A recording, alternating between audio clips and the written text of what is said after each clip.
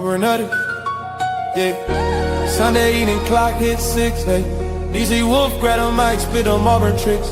War Eagle chant, echo through the mix. On that YouTube channel about sports, get your fix. Huddle up, game day replays. Highlights on deck, watch them Tigers amaze. From the field to the court, stories that blaze. DC Wolf's got the scoop, so tune in, press play. Auburn Addicts, every move, every play. DC Wolf got the news, best believe what he say. Sunday evening 6, catch a live display. War Eagle in the house, show him the way. Recaps and stats, breakdown so neat. From the fans in the stands to the players in cleats. Orange and blue, we never face defeat. Sunday night swag can't be beat. Easy Wolf, he the GOAT, no debate. All the big plays, he annotate. All the big plays, he annotate. From line to line, it's Auburn stage. Got the interviews, got the insider's view. When it's Sunday at 6, Wolf gon' come through for the fans and the fam. It's a Bama cool. Smashing that subscribe, Wolf's crew grew.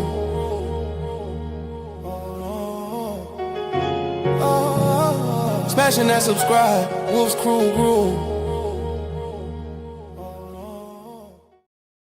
What's up? And we are in the house, man.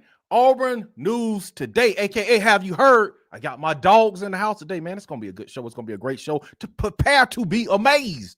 Prepare to be amazed, man. I got my man SECZN from SECZN, man. The #1 ranking show in the business, man. We putting him over ESPN and all that, man. Throw that junk in the trash, man. We got Tez. What's up, Tez? What's going on? What's happening, man? What's happening? He not chilling. We got Nick Frazier from Water Cooler Talk Sports, and that man had a birthday this week. Happy birthday, Nicholas Frazier. What's up, Nick? You were not alone. We'll get to that in a second, I'm baby. here with you. Though you're far away, I am here to stay. Yeah, man. How y'all feeling? Yeah. Feeling all right? Man, How y'all feeling? that wasn't bad, Nick. We might get copyrighted. Yeah, for real, man. So close to the yeah, it was real close, man. Yeah, they might give me a red flag on that one, bro. Bubba from Bubba and Old Man Sport, Auburn Sports Talk. Bubba, the man behind the blinds. What's up, Bubba? What's going on? Bubba? Bubba go. Bubba? Are you there, Bubba? Bubba?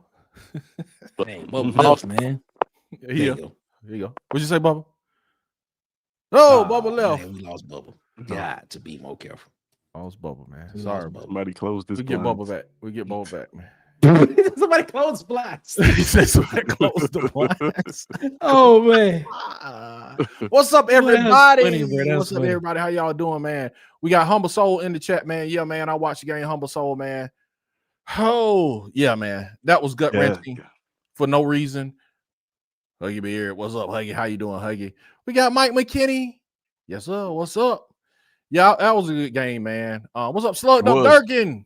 Yeah, we didn't get the dub, but we got to hit that free throw. Man, we were just talking about that before the show started. I was talking about that with Bub, and he'll be back in a second. I was like, man, because Humble Soul said about the discipline. I agree with that, but man, a bigger thing, if you look back at it, man, from this year past back to when we got beat out and kicked out of the tournament by Houston, I think in that game we missed plus 12. We were 15 plus free throws missed. We missed 12 free throws, man. You know, and it came down to Hard Petterfoot, the play calling. I was kind of like, man, what was that? But if we would just hit some of our free throws, dude, man, we could be elite, man. We had the #1 team on the ropes, man. What do y'all think about that game? Did y'all watch that game and then see any of it? Yeah, man. Yeah. A lot of what you just said. Yeah. I don't normally be like, you know, one thing can determine a basketball game or a football game. Yeah. But I can proudly say that, confidently say that if Keyshawn Hall didn't get hurt in that game, we probably win. That too. Yep. That too. Man, he was the best scoring option that we has been the entire year. If he doesn't get injured at the end of that game, he's able to finish. You saw like the play calling, like you alluded to it. Like some of the play calling was kind of crazy.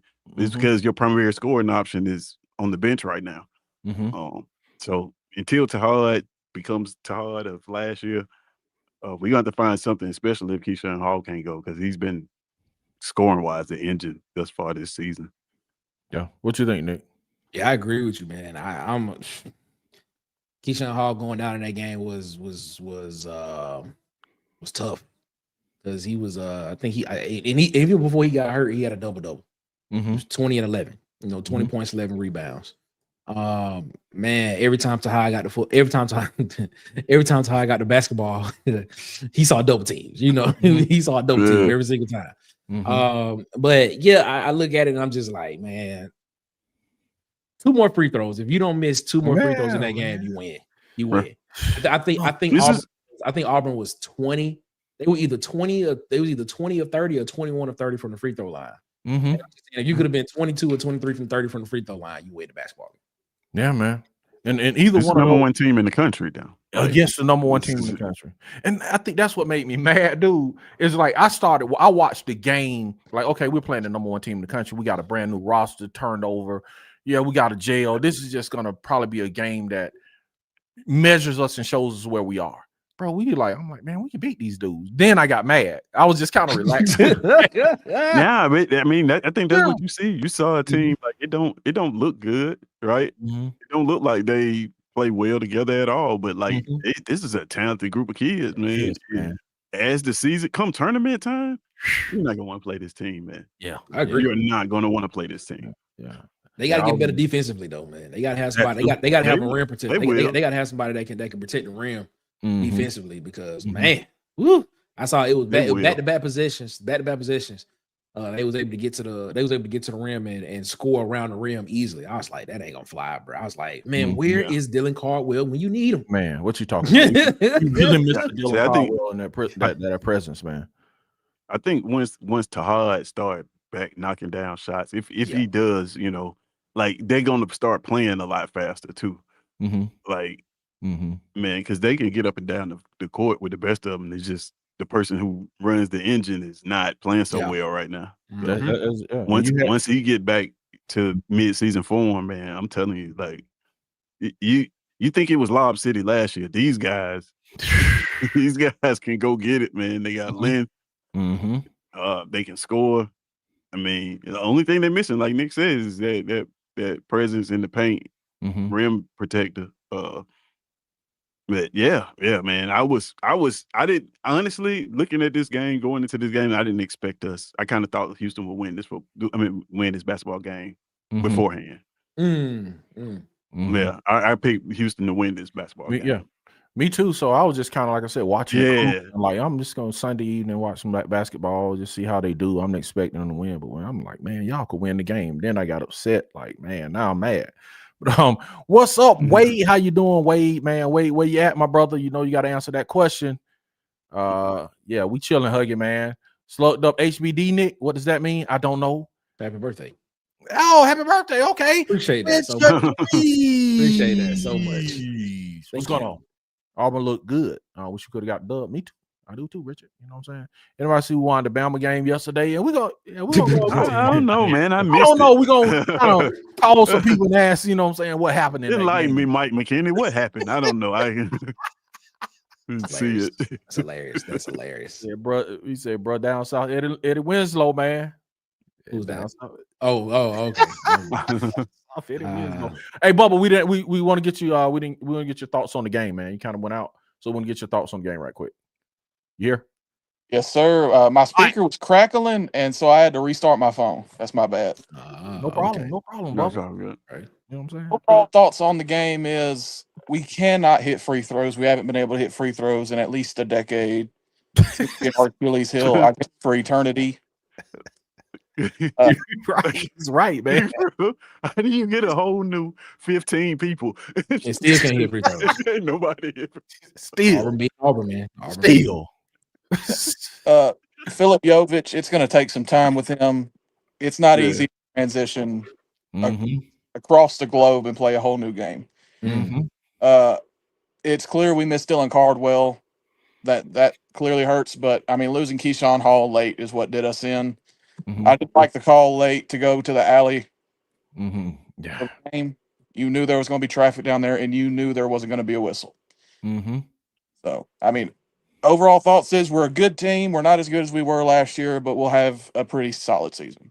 Man, I don't know, man. I'm gonna have to like, babe, I'm gonna have to like relax and kind of, man, wait and see, man. This team could be a really good team. I think they can be too. I don't know. I think it's just a different makeup, and they score and play in a different way and style. But yeah, I don't know, man.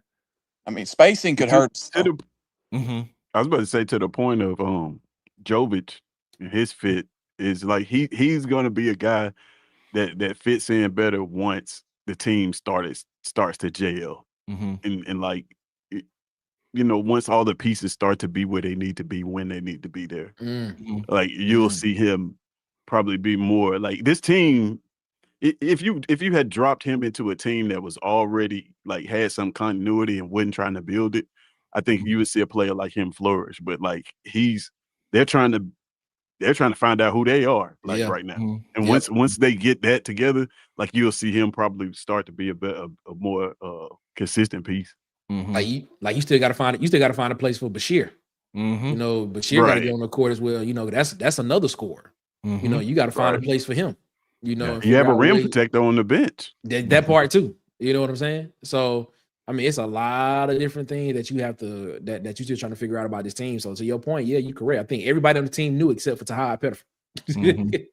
So yeah, you trying to piece together a rotation right now, and if you take all that into account with them going up against a Houston team, that's the number one team in the country. I'm not sure. I'm pretty sure Houston has a lot of pieces on their squad that's new as well, but I'm not saying the whole roster is new. Like, you know, if you take that, if you take that into consideration, and you still trying to find a way, rotations, trying to figure out who's gonna do what, who's gonna have the ball at the last minute. It's gonna be Tahai Pettiford. It's gonna be Keyshawn Hall. How people where people gonna get their points at? Where they gonna be on the floor? Where they comfortable at? And you only lose that game by 1 point, and you don't make free throws. Hey, yeah, I agree. I agree with Tez. I just say, I mean, this is game 4. Let's see where they at by game 15. Let's see where they at by game 15, game 16. Yeah, it's gonna be an interesting team to watch, man. Huggy says happy birthday, Nicholas. Appreciate that, little Huggy. Appreciate that, my guy. For OC. And you calling in, and for OC calling in today? I want to know. Just ask for a friend, man. He said Joe Shador Sanders has taken the field, ladies. Yes, he has. What'd you say? Onium. What did you say? Shador Sanders has taken the field, ladies and gentlemen. Yeah, everybody's saying they don't know about Jokic, man. He's young. Yeah, and then he's coming from a league, man. I don't think he's used to this kind of physicality either, dude. Because they were just like, dude, just snatched the ball from him like a little kid. So I think he's gonna have to get used to the physicality too, man. He's got tools. Just give him some time. Yeah, I agree. Yeah. I think he's gonna be at the end of the day. I think he's gonna be a fan favorite, man. Just my opinion. He said, I think Houston squad was newer than ours, man. We only have like one returning player, right? Yeah. Right. And then you got to think he was coming off the bench, so he's got to get used to his role as a floor general and as a team leader. So he has to like totally get adjusted to, you know what I'm saying, what he has to do too. So Dylan out there in the NBA, man, doing this thing. He said, can we talk about that's what we talking about, man. We'll see. He said he didn't know Master P's son played for Houston. Yeah, anybody? He does. Yeah. Yep. Yeah. So little Romeo brother. He said, why not play the 7-footer today? He needed the experience. I don't know, man. Maybe when you get in the game and you start seeing it's this close, man, you're like, hold up, bro, we can win. You know, man. So we can win this, man. Yeah. How 27 heading towards Highway 27 heading towards I-10. You know what it is? In between Bainbridge, Georgia and Tallahassee, Florida. Got to be in Daytona, Florida in the morning. You're picking them up, putting them down, bro. Daytona in the boy. Ooh, that's a nice little ride, bro. Slug, he did. They treat him like a kid, man. Treat my man like a kid today, man. So, but let me see. Let me get y'all some points. Keyshawn Murphy, 7 points. Keyshawn Hall, which, man, he is the actual leading scorer. He's the guy, man. Keyshawn Hall, 20. I hope his injury is not serious. He left the game with the injury. Overton, 13. Tahai Pettiford, only 15 points, man. Elijah Freeman, 7. Sebastian, 7. Caden Magwood, 3. So Bashir, none. Yeah. So yeah, we got to get Keyshawn Hall is a player. Keyshawn Hall is a player that we haven't had here at Auburn. Yeah, we had that guy that we could just give him the ball, get out of the way, go get a basket. Well, I beg to differ. I thought that would be Pettiford this year, though. You know what I'm saying? I thought that's who he would be. And maybe, go ahead, Nick. Yeah, I beg to differ. I think you've had that guy. Yeah. I think you just didn't utilize him. Bryce Brown. I thought Bryce Brown was that kind of guy. I thought Bryce Brown could play like that. I thought he could go get you a bucket. That's I thought, So what? Bryce was more of a movement shooter. Hey, he can still get you a bucket. Put a ball in his hands. One-on-one. Ball on. Go get him a bucket. You wasn't gonna give him the ball at the edge of the box and ask him to go to work. That's what Keyshawn. You could. You definitely could have. Definitely could have. Keyshawn Hall he just has a really well-rounded out game, like especially around the basket. Like Beasley. Yeah, he's got that. Like he's probably good in one-on-one basketball. Like he probably. I don't know if he's the best on the team, but like one-on-one 3 dribbles, Keyshawn Hall is probably pretty good at that type of basketball. You had it in Jabari Smith Jr. They just didn't. We did. That's just not how the team was. It wasn't structured. It was young too, and didn't come on to kind of later. I really only seen one player that Bruce Pearl actually gave that type of freedom to, and that was Jared Harper. He just let Jared do, like, bro, it's your team. Okay. Everybody else had to play within the system. Yeah. Slot says, man, he's Hall one of the best pickup. Yeah, he is a beast, man. Oh Lord, Tennis Girl saying, "Boo Auburn, come on, Tennis Girl, y'all lost yesterday, Tennis Girl." Shout out to Tennis Girl, always in the chat. That's what I'm saying. Golly, y'all lost. You still showing up doing Auburn. My God, man. Shout out to her. She in the chat. Shout out to her. Jeez, man. What's up, Trevor, man? Just outside. He's saying just outside. Total package says, I feel Freeman can give more offense and defense. Just has to assert himself more. Yeah. What's up, Susan Scales? Susan, what's going on? Wade says only 9.5. Nick. Yeah, I mean, if he between Tallahassee, when he hit Tallahassee, he like 3.5 hours away from Daytona Beach. Ain't that far. Nice little ride. Tennis Girl, you need to go talk to Tanner DeBoardham and find Tight. You need to go find Tight. What was Tight? Because I was waiting on Tight yesterday. Right. I was waiting on Tight yesterday. Show. Yeah, I was my looking man, for the second half. I didn't see it. What was Tight? My man, Kangaroo Black crashed out. Man. I heard about it. He totally crashed out, man. Yeah, Kangaroo Black was kicking Bama fans out. Man, he was so bad. It was so bad. He was blocking Bama fans, man. I was like, what is going on? Man, tennis girl, I give you this. I tried to play tennis once. It is not as easy as it looks. So if you do that, I salute you. It's a lot of work. It's a lot of work. Yeah, go over there and find B Sharp and all them, man. You know what I'm saying? Because B Sharp told me he was gonna come through, win, lose, or draw. You know what I'm saying? I don't see B Sharp right now. You know what I'm saying? Where's Tight? Where's B Sharp? Where's PhD? You know what I'm saying? Where's It's Me? Where all the Alabama fans who are all the time over here trolling when Auburn lose? You know what I'm saying? I don't see them right now. B Sharp, Tight. I don't see no. I'm like looking. I can't see them. What y'all think about the Alabama loss, man? What y'all think about the Alabama loss, man? Oklahoma proved to everybody that they was a legit, that they a legit team. Like I've been trying to tell people all season. I'm gonna tell you like this. Oklahoma defense is legit, but their offense. Look up the stats. Tell me what the offensive stats are.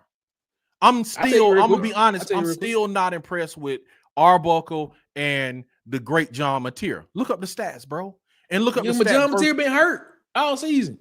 Yeah, he's hurt. He's trying to play 1 on 11 right now. Literally, bro. Now, but we wasn't saying that before. People start putting them things on him. Before that, it was just like, oh, he's the greatest thing ever. Yeah, but before that, he was throwing for 300 yards a game, running for 2 touchdowns a game. Against who though? He did that against Auburn. He ran for a touchdown and threw for a touchdown against Auburn. Auburn should have beat them. But he broke his thumb against Auburn. Okay. He literally broke his hand against Auburn. And he shouldn't have played. He shouldn't have played in the game that they lost to Texas. He shouldn't have played in that game. Oh my God. Honest with you. Okay. Where he had a broken thumb on his Mateer ain't healed up yet. When he gonna heal up? He healed up now. I think he healed up now. But it's for them 2-3 games, he shouldn't have been playing. He lost one of them games and he beat Tennessee. Okay, is he healed up yet? He beat Tennessee. He went to Tennessee and beat Tennessee. My point is, tell me when Mateer is healed up so we can really talk about football. What I'm saying is, bro, look at Mateer's stats. Yeah, tell me what their total offensive stats was. Nothing yesterday, bro. It was their defense giving them the ball on short fields. Let's look. Tell me what. Yeah, 138 passing yards, 74 rushing yards, 212 total yards. 212 total yards, bro. That's their defense putting them in scoring position is what happened. You're correct. So if the defense giving me short fields, you don't have an opportunity to put up that many yards.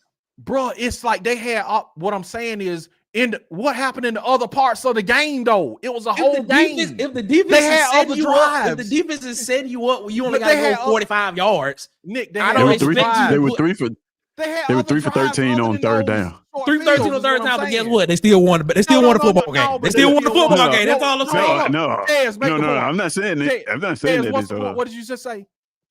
They were 3 for 13. I'm not saying it's great either, but they still won the football game. They are not. So I don't think that they are offensively as good as people are saying that. That's all I'm saying. They can't run the football. Neither can Alabama, ironically. Yeah. But I think this more speaks to the problems that you see with Alabama than more so than anything. They're very quarterback dependent. Ty Simpson has a bad game, turned the ball over a couple times.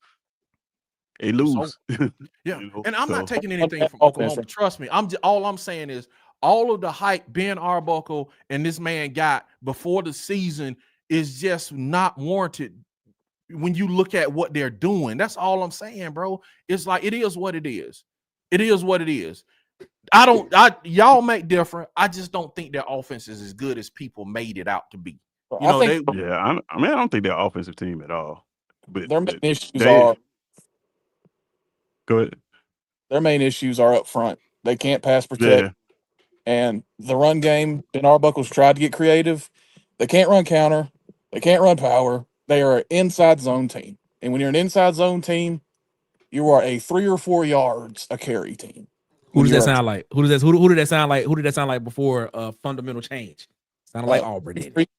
Exactly. But that's on him not to change his fundamental philosophy. It always leads back. That's on Ben Arbuckle. Maybe Ben Arbuckle needs to change his fundamental philosophy. He can't. He's got offensive linemen that can't pull. They can't down block. Okay, well, do something on the edges then. He tries. You know what I'm saying? So that's why he gets what's his name, Santega. Yes, they get him the ball out on the edge a lot. They can't block at receiver. The receivers can't block.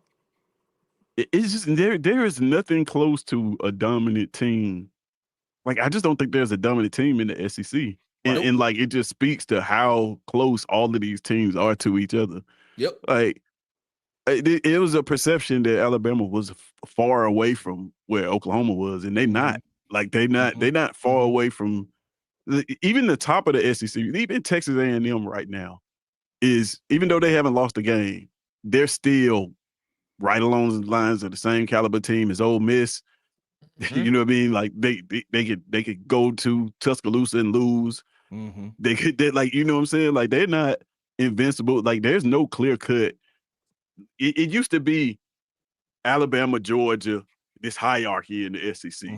Now that's no longer existent. Like this year is that line is getting smudged.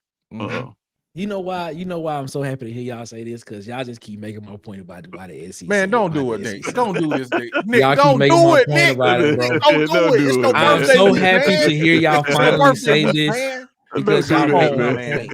Y'all make my point. Nick, we just because like I've been saying for the longest. We told you the heads of the heads. And even like I've been saying for the longest.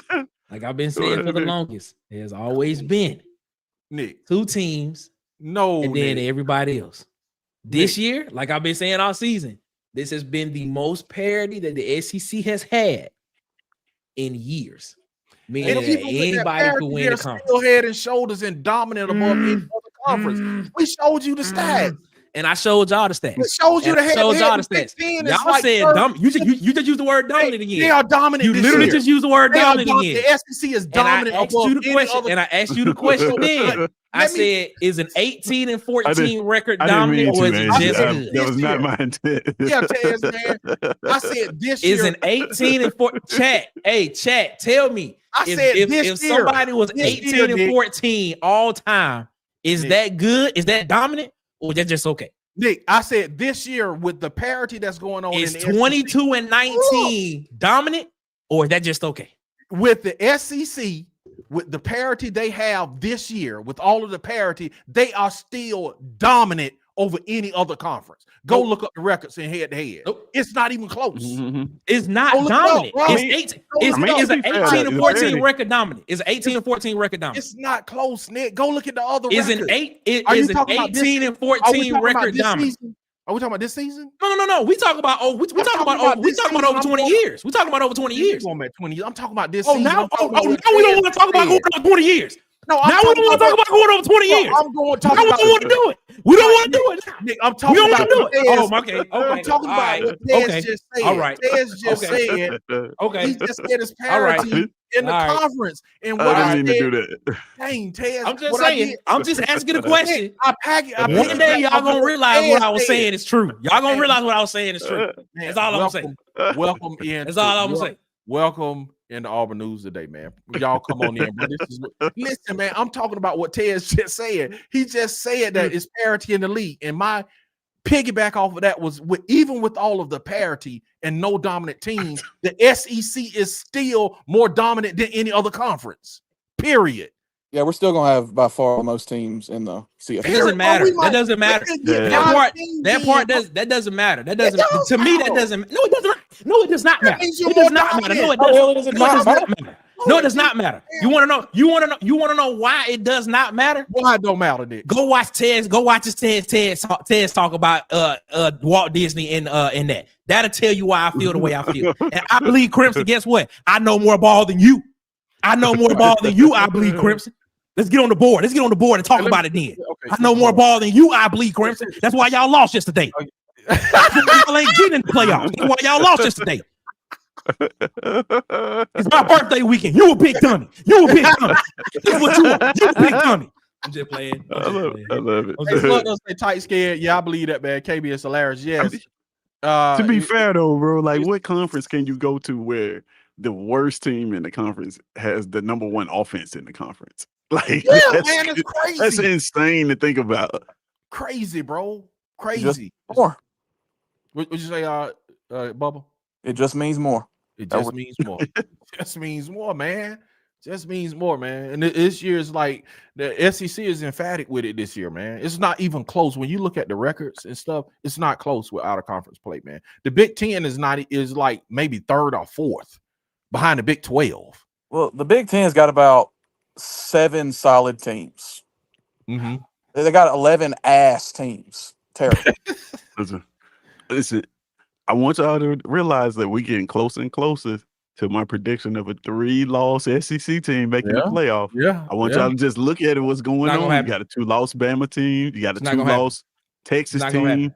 It's not going to happen. Hey. Texas is out. Texas got 3 losses now. 3-loss Texas. Yeah, they lost. So what you say, Bob? He's underestimating SEC bias right now. Yeah, you're right. It could get in, man. It could a 3-loss, especially man in this last few weeks, because Alabama could lose to Auburn. They'll be 3-loss. Will lose to Auburn. You see what I'm saying? You heard my coach. We gonna win these football games. Yeah, hey man, I like that. He said my coach. Hey, Wade say he waiting on Tight to come through, bro. I don't know if we're gonna see him, man. They quiet. They quiet, man. They quiet. I told you I was looking for Tight. I was looking for Tight yesterday. I was waiting on the second half. I was like, all right, here we go. Ready to go. Second half. Hey, Nick, any minute now. Any minute. It never happened. It never happened. So you win some, you lose some, guys. Yeah. Them high they talk, they do, man. For real, man. Beautiful loss. Everybody saying the Alabama loss was a beautiful loss, man. They do the peace and disappear meme. Yeah, they do the Homer Simpson back into the hedges.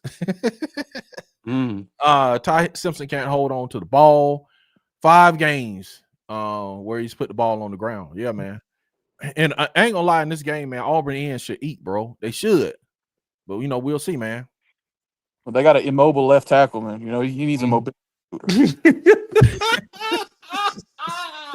What's up, Blaine? Oh my god! Oh boy, this is about to be good right here. This is about to be good. This is about to be good. This girl say 17 points off turnovers. Yeah, man. Yeah, man. Slaughter is also what happened to Ryan Williams. Guess he turned 18.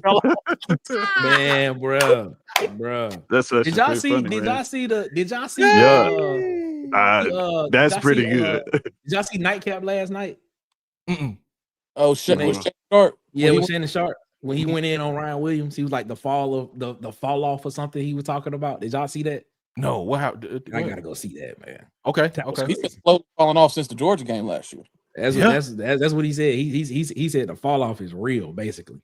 I said, and it's just like, bro, and I don't know how much he's getting paid, but I want to ask this question: when you get like players like Ryan Williams and other players, like when they fall off, bro, do you go back and be like, okay, we not gonna pay you? Like, do you cut their salary at the end of the season? Like, no, that's a good question. You should be able to. You should be able to, because they have legally binding contracts with buyouts now. So I think if he wanted to transfer, somebody would have to pay Bama. But I don't think legally they can take any of his money unless it's NIL money. Yeah, I'm saying year-to-year contracts. Do you negotiate at the end of the year though? I don't know. You know what I'm saying? That's what I wonder. Oh yeah, I think they're year-to-year. I think they got year-to-year agreements. Okay. Phil says they got 6 off turnovers. Yeah, man. I called this game Friday. All you have to do is pressure Alabama. Scandalous. I love every second of that Bama L. You know what I just thought about though? Like a lot of those NIL deals, they aren't performance based. They just based on how popular the person is. So as long as he's still on social media and a face of that class, he's still gonna be able to get his money. Yeah, Tennessee girl said it doesn't happen often. It's been happening pretty often in the last year. They lost 4 last year, and they still could lose 4 this year. Yep. Like, think about that. Bama could lose 4 games 2 years in a row, man. You know what I'm saying? Because they could lose to Auburn, that would be 3, and then a bowl game again, that would be 4 again. You know what I'm saying? Been happening. Yeah, he said it. Been happening a lot more. Nick, you had a question then before we go into the next question. We talking about Auburn basketball. We talking about the Alabama. Okay, let me ask y'all this before we go to that, man. What did y'all think about the South Carolina loss, man? Since Auburn, we kind of recapping again. I had a feeling that was going to happen. Really? Yeah. You had a feeling that was going to happen because, like, if you watch that first half of that South Carolina Texas A&M game, you watch that, you looking at it was just a bunch of.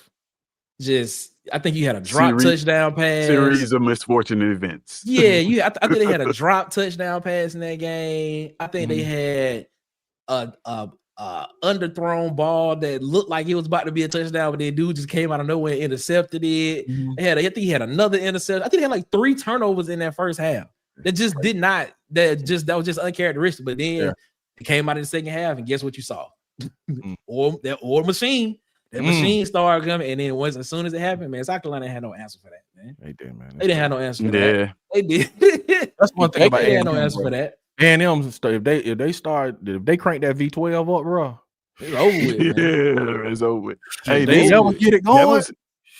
If it wasn't for how bad he played in that first half, that second half would have been Marcel Reed's Heisman moment. He came out look like a completely different dude. Like. Because even in the first half, it was some passes that he was just overthrowing. He was like, it just didn't look really characteristic of him at all, man. But like you said, once they got it together, the first half Texas A&M team looked like a team that had let the hype get to their head. That's what it looked like. They looked really flat. It looked like they listening to everything that everybody was saying during the week about, you the number 3 team in the country. You should be the number 1 team in the country. You this, you that. And that's what it looked like. It looked like they were just going to step out on the field and just be like, all right, just because we here, we just going to step on the field. We're going to win this game because, hey, we 9-0 right now. You know, we didn't win. The second half came out. Next thing you know, when they actually locked in and you saw what they did. They scored what? They scored 21 points in the 21, 24 in the third quarter. Unbelievable. Yeah, I said, man, South Carolina about to win this game. It's crazy, man. Their best chance was that. I was like, when I saw it, I was like, man, South Carolina got to score one more touchdown in order for this, in order for them to even got a chance. Yeah. They didn't even do it. They didn't even get 0 points in the second half. Yeah. I mean, I didn't expect them to get blown out the field though. Like South Carolina got a first round pass rusher, a first round quarterback, probably the most coveted receiver in terms of measurables on earth. And my God, is that dude fast? I don't know if y'all saw that. Nick Harper. Yeah, bro. It is weird seeing a dude that big run that fast. But speaking from little people. Speaking of poor hamstring, did y'all see when the officer came and went in the tunnel and bumped him? Man, bumped the South Carolina. What was that about? That was weird, wasn't it? And he walked right into him and did just like this. I'm like, bro, you tried to do that. Come on, dog. This little dude will mop you up. He was relieved of his game day duties. Is what they put out. I was like, "It's finna get yourself hurt." What you finna do, man? Bro, you are not allowed in the stadium no more, sir. Right. Hey, Mike McKinney says Alabama played against the best defense, and they didn't have their best player. That's scary. Yeah. This girl says she's been laughing at Auburn all year, but we might get the last laugh though. You know what I'm saying? Asia says, Tez, why did you start this back up? I didn't know. Listen, man, one day y'all gonna understand where I'm coming from, but it is what it is. What's up, Auburn Dad for life? Would you say that? Y'all understand where I'm coming from one day. It's okay. We understand one day. He said, y'all understand one day. It's fine. I'm okay. I'm okay being on this. I'm okay being on this island by myself. That's fine. You want to see the world burn. I just don't understand. Here's the thing. I just don't. Here's what I don't understand. If you're saying if you're gonna say it's the best conference, right?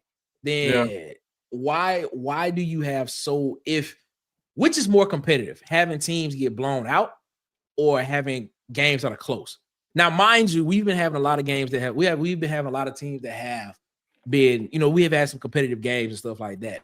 But we've also had some teams in this conference to where the perception of them not being great teams, but going up against teams that are considered to be great teams that have had great games. But when we look at it from other conferences, we look at it and just be like, oh, that's just a bad team, and you letting the bad team beat them. Why is that a perception? I'm just curious to know. I'm just curious. I want y'all to think. I just want y'all to think about that and just tell me why.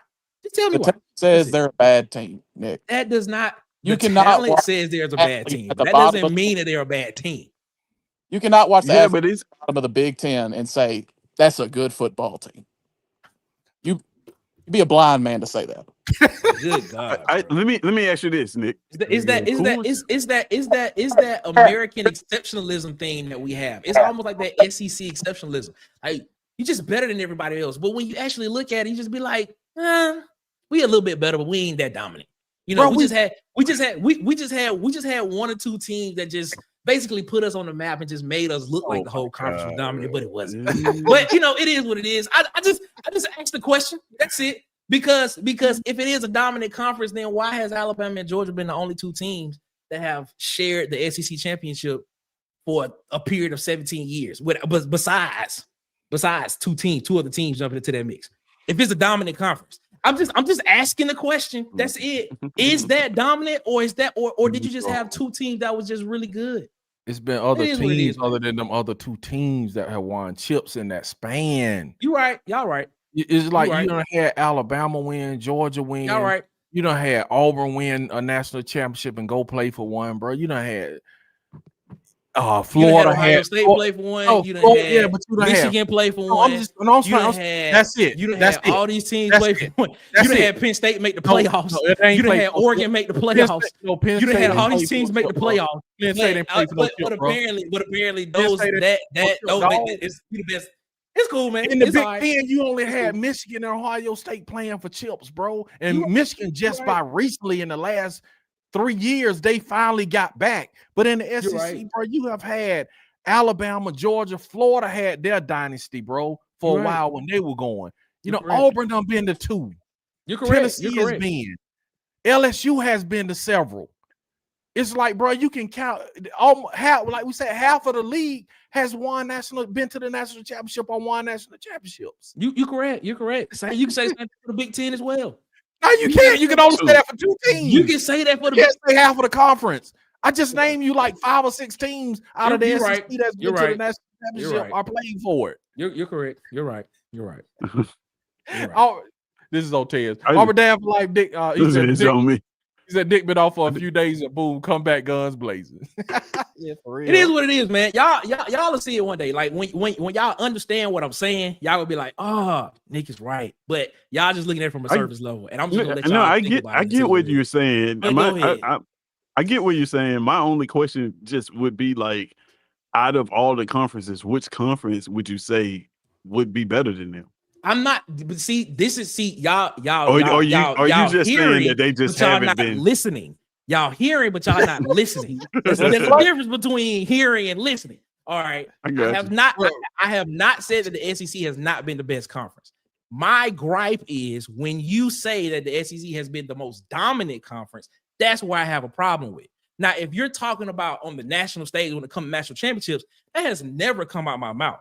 That's never come out of my mouth. I've never argued that. I've always said, yes, Alabama has been the team that has always been that has been representing the SEC in that vein. Georgia has always been the team that represents in that vein. Auburn has been there for a small period of time. LSU had that opportunity in a small period of time. I've never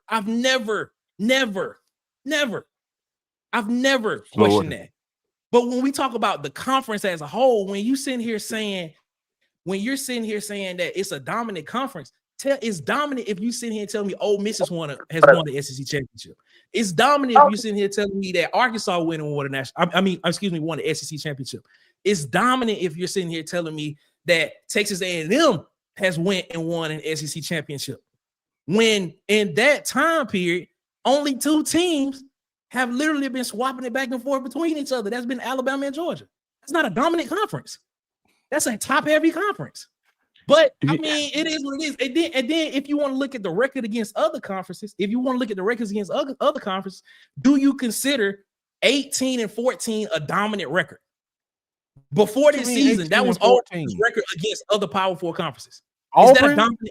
Wait a minute. You just named one team. So wait a minute. So just naming one team though. Let me count them though. So use it to Alabama, Georgia, yes, LSU, Auburn's been there, Florida's been there, and Tennessee. Who else? Tennessee's been there. That's 6 teams. That's 6 teams. That was in a 12-team. No, seriously. When you talk about 6 teams making it to a national championship, that's not what I'm saying. That's not what I'm saying. I get what you're saying. That is not what I'm saying at all. But you know what? No. Go ahead. No, I get what you're saying. You're saying like your argument doesn't even include national championship. That's my point. That's my point exactly. Right. My point exactly. Because every conference has a dominant team that's always going to be in that national conversation. Clemson is always going to be the team that you look at in the ACC. Ohio State, Michigan, Oregon are always going to be the teams you look at in the Big Ten. Alabama, Georgia are always going to be the teams you look at in the SEC. That's not even, they're going to always be there. But we just but we're talking about SEC. We talking about teams that have won SEC championships in a recent time period. That has always been my argument in a recent time period. What teams have been the standard bearer in the SEC of winning SEC championships? That's always been my argument. And every time I ask for a time period, I always ask, is it 5 years? Is it 10 years? Is it 20 years? And like today, like the argument before today was since 2000. I said, okay, fine, since 2000. But then I asked the question today, and then you said, well, in the recent years, in the last 5 years, I'm like, okay, so now we just talk about recent. Nobody said I don't know what the parameters of the argument is anymore. Nobody said that. I get what you're saying. When please tell me what it is. No. I get what you're saying. So you're saying when you bring out the word, because words matter. When you bring out the word dominant, you thinking the SEC has been the Usain Bolt or the Michael Phelps. That's what dominance is. Word. Winning 6 championships, going 6-0 in the NBA Finals. That's dominant. and doing it 3 years back and doing it in a three-peat, that's dominant. So Now LeBron James going to 9 straight NBA finals, that's dominant. Even though he didn't win it, that's dominant. So having half of your conference win national championships in the 25-year span isn't dominance. That's the part I don't. I'm like struggling because with that part. because the only reason you're missing the that, point. I've never talked about national championships. Yeah, but they won so many games. Mine has always been about SEC championships. That's what it's always been about. When you're talking about a conference, you're talking about the teams inside the conference is what you're talking about. I'm not talking about teams outside the conference. I'm not talking about that. Right. I'm talking about teams inside the conference. In recent memory, and I don't know what y'all think recent is. Whatever y'all want to do, I Google recent, and recent tells us within the past 5 years. It's what they tell us. Okay. But we can extend it to 10 years. In 10 years, guess what? Only two teams have been have shared the SEC championship title, except for one team. Alabama and Georgia have basically swapped the SEC championship title back and forth, except for 2019 when LSU won. Is that a dominant conference? Is that dominant? Tell us. It's dominant. Okay. Is there all one? right? You tell me. I think the Big Ten is dominant because the Big Ten has had multiple people win their conference championship multiple years. It hasn't just been one team. So you're saying the SEC is not dominant, but the Big Ten is dominant? Y'all a dominant. I'm saying a dominant. Let's move conference. on to the next. Let's move on to the next subject. I'm asking, is that what you're saying? At this point in time, Nikki's not answering no more questions about that. Go ahead. Move on to the next subject because you clearly missing what I'm saying. Okay, Phil Cutway says, "What's up? Where's tight?" So what if it was a? My bad. I'm going to say, what if the SEC championship was determined via tournament? Would you feel that way? Would I feel what way? Like if the SEC championship was determined via tournament. Why are you trying to link it to the national championship? I'm not trying to link it to the national championship. No. We're talking about because the only championship that has a tournament is the national championship. No.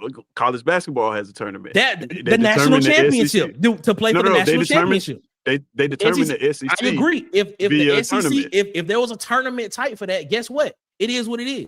I agree with you. That will probably be better in my opinion, but that's not gonna happen in football. Yeah, so that's what I'm saying. So like if it was a tournament, I could understand your argument because you would be saying that these two teams have went out and won this one game tournament this amount of times over and over again. They're just top heavy. The reason why the same two teams are dominated in SEC play is because they have better records overall. Like it doesn't mean that the rest of the conference takes a hit because of that.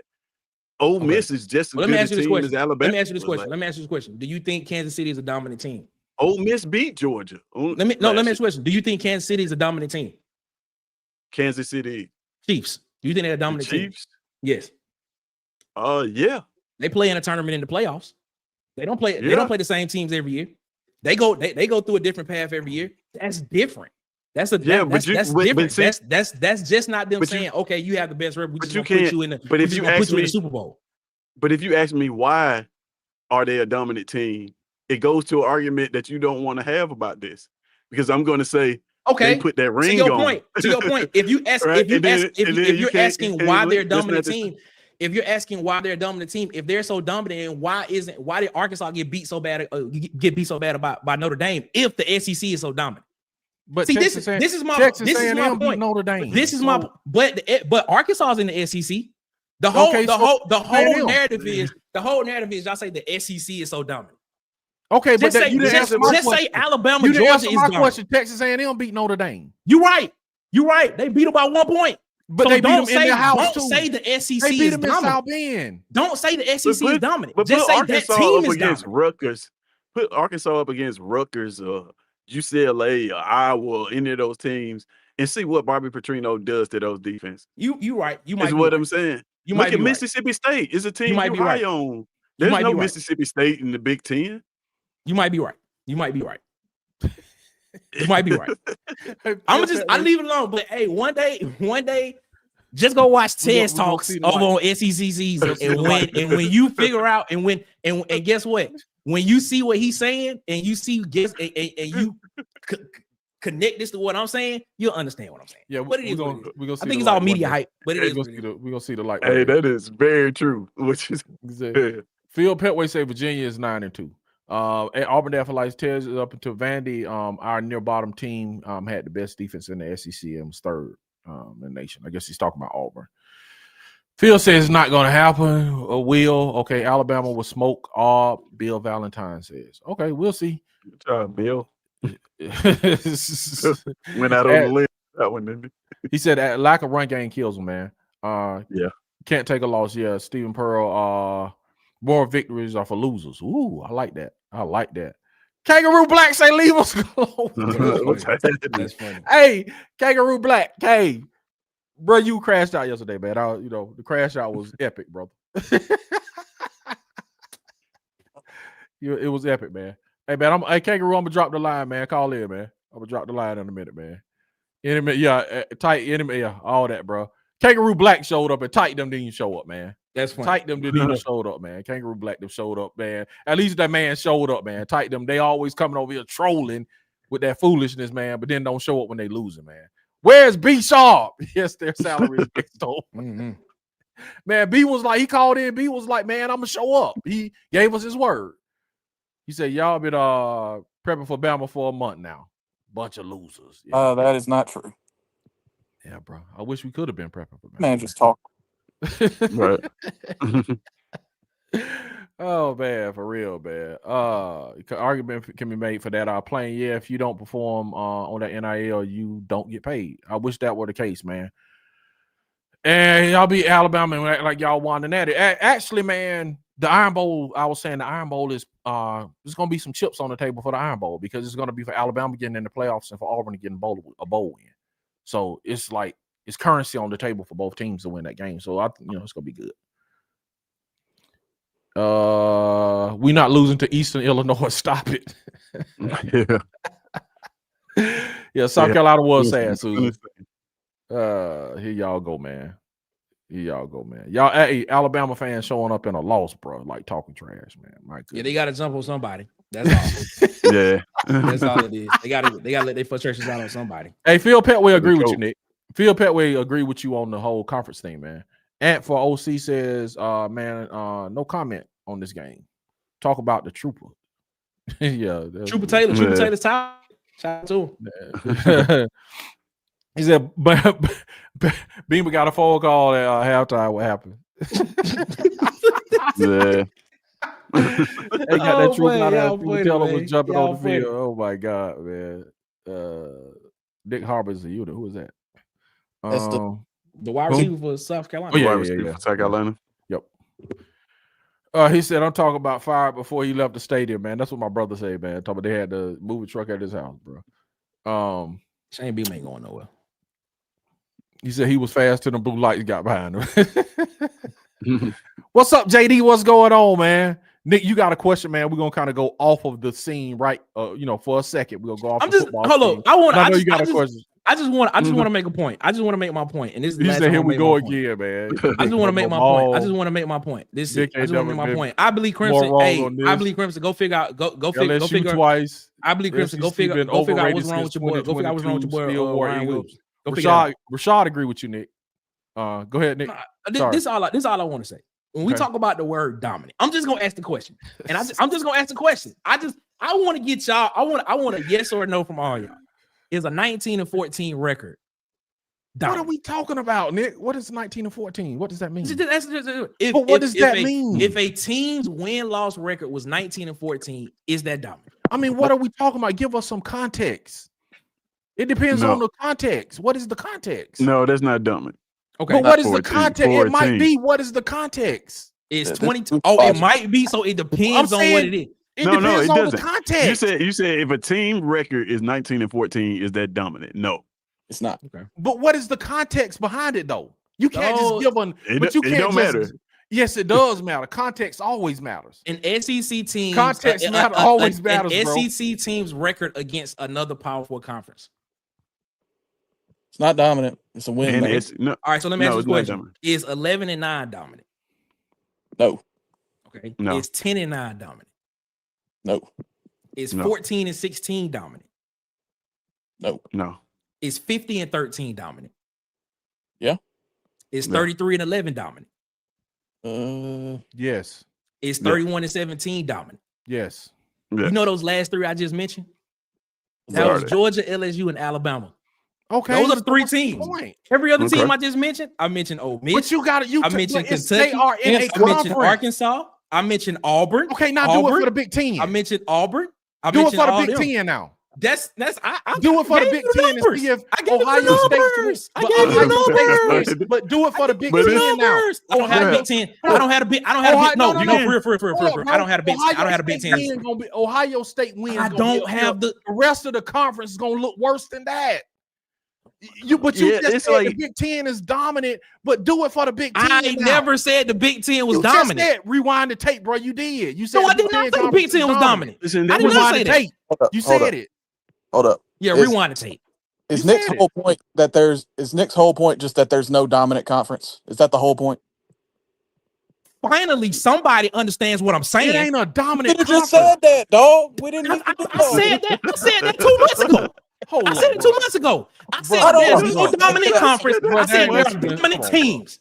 I literally just said it in this. I said it in this argument. I said stop saying the SEC is dominant. Just say Alabama, Georgia, and these top teams are dominant. But that don't mean the SEC dominant. Yes, it does. That's just like saying it's just like saying you go to your job and your coworker stole money and they be like, nah, and you work in the finance department and they be like, no, the finance department stole money, but you didn't steal no money. Your coworker in the finance department stole money. Yeah, but dominance, like let's have context to this, man. Let's have context to this. But what you're doing, you're using the individual, using the individual team. You can't do that. And they are a conference. Yes, you do. Dominance. Yes, you can. You want to know? You want to know why? You can't do that with anything. You want to know why? You want to know why I can do it? Notre Dame is independent. Notre Dame is independent. But you can't do that with anything. Oklahoma sued to have their independence so they can have their own network. Texas had their own network. So to sit here and tell me that it can't just be independent, that's a lie. But it's not. Yeah. Nobody in the SEC. You go to a conference because of the money. But they are in Let me explain to you what you're doing. The conference. I'm gonna compare it to something else. You're not like saying this is. Go ahead. This is what you're doing. This is what you're doing. Like, and I want to compare it to something else so that it kind of makes context. What you're doing is you're saying that Tuskegee, Alabama is 100%, 90% Democrat. Birmingham, Alabama is 90% Democrat. And then you're letting that speak for the entire state when the entire state of Alabama is mostly Republican. Like, but we break everything else down. We break everything else down. We break everything else down individually. Yeah, why can't we do that? Yeah, but you can't use individuality to speak for an entire group of people. Georgia, entire conference. That doesn't work Alabama's anywhere. national championships don't say SEC. Alabama's national championships don't say the SEC. This is the SEC's national championship. It says the University of Alabama won. Somewhere down the line, it says they are. If you didn't know they was associated with the SEC, if you didn't know that they was associated with SEC, you just be like, oh, that's the University of Alabama. They are representing the SEC, though they're not independent. Stop it. Mike McKinney said 16 national championships from 5 teams since 2000 compared to 5 national championships from. And guess what? 7 of those national championships, seven of those national championships came from one person. 7 of those 16 came from one person, Nick Saban. That's all I'm saying. But go ahead. Nick Saban won 6 at Alabama and won 1 at LSU. Dude, like, how you gonna argue for teams like Purdue and Northwestern? Who said that? Man, I believe. Get out the chat. I believe Crimson. Get out the chat. Get out the chat. That's the only. This is the only time I'm gonna go off on somebody in the chat. Get out the chat, bro. Because ain't nobody even said you ain't even listening to the conversation. Shut up, bro. Okay, Agent say the goalpost has been moved. Facts, Agent. Facts. All right, I'll let you. I'll let you. Ant. Of course, I'm gonna let you in, Ant. Of course, man. Because you are Ant. You know what I'm saying? Oh, he said, "Can you mute Nick Mike? No cussing. Get out the chat." Man, please don't cuss it, man. Please don't cuss it. Please. He said somebody else talk. The SEC win more bowl games, Dick. Ohio State about to flex on the SEC again. LOL to be dominant in the Big Ten world. Big Ten world now, bro. They still ain't got but one team, but okay. Lucio, He says recruiting and the draft are dominated by SEC national championship. Y'all look at everything else. He said, look at every team in the Big Ten besides Ohio State and Michigan. Stop the chat, bro. Nobody want to hear from you. Shut up. Shut up. And the SEC only plays the Big Ten. What happens, Dick? Shut up, I believe Crimson. LOL. Ohio State and Michigan all they need. DC, let me. Okay, I'm gonna drop it. Give me a second. The SEC has a winning record all time over all conferences. Hey man, he said, look at the whole Big Ten, bruh. A team with 0 SEC championships is more dominant than a team with 100 Sun Belt championships. Because the SEC plays each other, right? It's just like, okay. The Big Ten plays each other too. God, to be more crazy. Nick going crazy. SEC this is wild, bro. Even this is legitimately wild. Y'all should mute Nick. Okay. And y'all should kick I Believe Crimson out the chat. It's the only time I'm gonna go off on somebody in the chat. I Believe Crimson, shut the hell up. Nobody want to hear you talk. That's all it is. Don't nobody want to hear you talk. That's it. No, nobody's silencing the truth. Somebody trying to silence your dope. Now. Rush Hour say we're the Big Ten era. Oh my God. Okay, this year would be 3 years in a row. Laugh out loud. My bad. 4 Big Ten had surpassed the SEC. Facts over feelings. He said the Big Ten has passed the SEC. Okay, so he agreed with you, Nick. Facts, Nick. Facts, Tez. Stan Howard, the Baron of Bentonville. Auburn.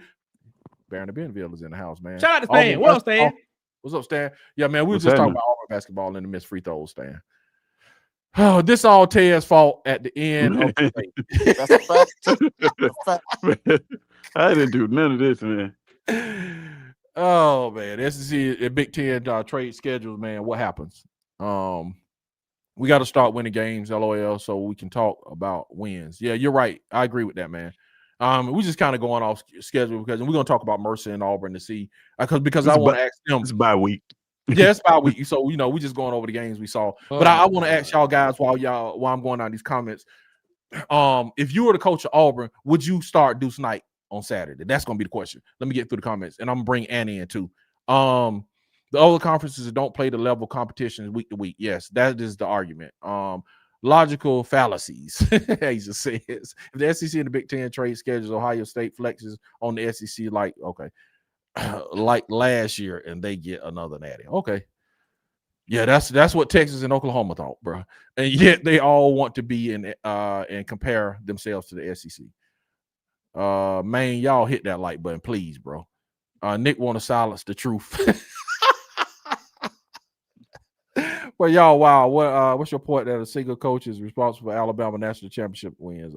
What's up, God Body Science? Robert Mayfield just said that Auburn basketball. Yeah, we talked about Auburn basketball on that, man. We did a whole segment on that. You said chill, Nick. Save it for next week. Okay. He said he didn't mean to say facts, Nick. LOL. And he says a single coach was responsible for their national championship runs before a single coach is responsible for Ole Miss becoming a national championship contender. Okay, that's fair. That is fair. That is fair. That is fair. Now let's get to some Auburn football. That was a great, man. Appreciate that. That was very entertaining. Do y'all start Deuce Knight this week, man, and burn then save the Ashton's red shirt? Man, I start Jackson Arnold just to get on just to prove a point. Woo! I know. I'd start Jackson. I start Jackson Arnold just anyway. I wouldn't. Just, I'd start Jackson Arnold. I'd let Deuce play. Provided we get up in this game. Now Mercer's got a pretty good offense, man. We'll see. This would be a petty game for me. I'm starting Jackson Arnold just to prove a point. I would start Jackson Arnold. That's funny. If you were close between, like, if the battle was between Jackson Arnold and Ashton Daniels over who to start, I think Jackson Arnold's the obvious choice. That doesn't mean Deuce doesn't play, but right. Yeah, Mike say he will start Deuce. Mike McKinney say he will start Deuce. What about you, Bubba? Would you start Deuce or what? I'd start Jackson, let him get us up about 28-0, throw Deuce in there, let him get a couple possessions in at the end of the half with the starters. And that's what's going to happen. Deuce ain't starting this week. Okay. Yeah. I hope. Let's see what the offensive line look like this week. Yeah, I hope he doesn't start, man. Because if he gets out here, and let's just be real, man. Mercer's a good team. FCS national champions, man. FCS national champions. That's a good team. That's all I'm saying. I just don't want this dude to get out here and get. I don't know. I wouldn't say get rattled, but make a couple of mistakes and people be like, "Oh my God, he can't do this against me. He do this against Mercer. What are you gonna?" Like, I don't want that narrative to start. Like, let's not start that narrative. Let's not do that. I got you. You know what I don't want is I don't want a quarterback controversy going into the Iron Bowl. Yeah, that's what I don't want. I don't want Deuce to start this game or play in this game or even Jackson for them to just like I want them to look great. I want them to treat Mercer like Mercer, but I don't want the fans to be just like, oh man, we should just go with Jackson after this game the way he looked against Mercer, or man, we should put Deuce in the game, and then that be a big thing or narrative going into the Iron Bowl, because we know what's gonna happen if that happens. In the event that we lose, it's gonna be a large group of people who's gonna come back and say, "I told you so." They should have played. They should have played Jackson Arnold in the Iron Bowl. I told y'all so. When nobody makes $9-10 million to make those decisions, so I just don't even want.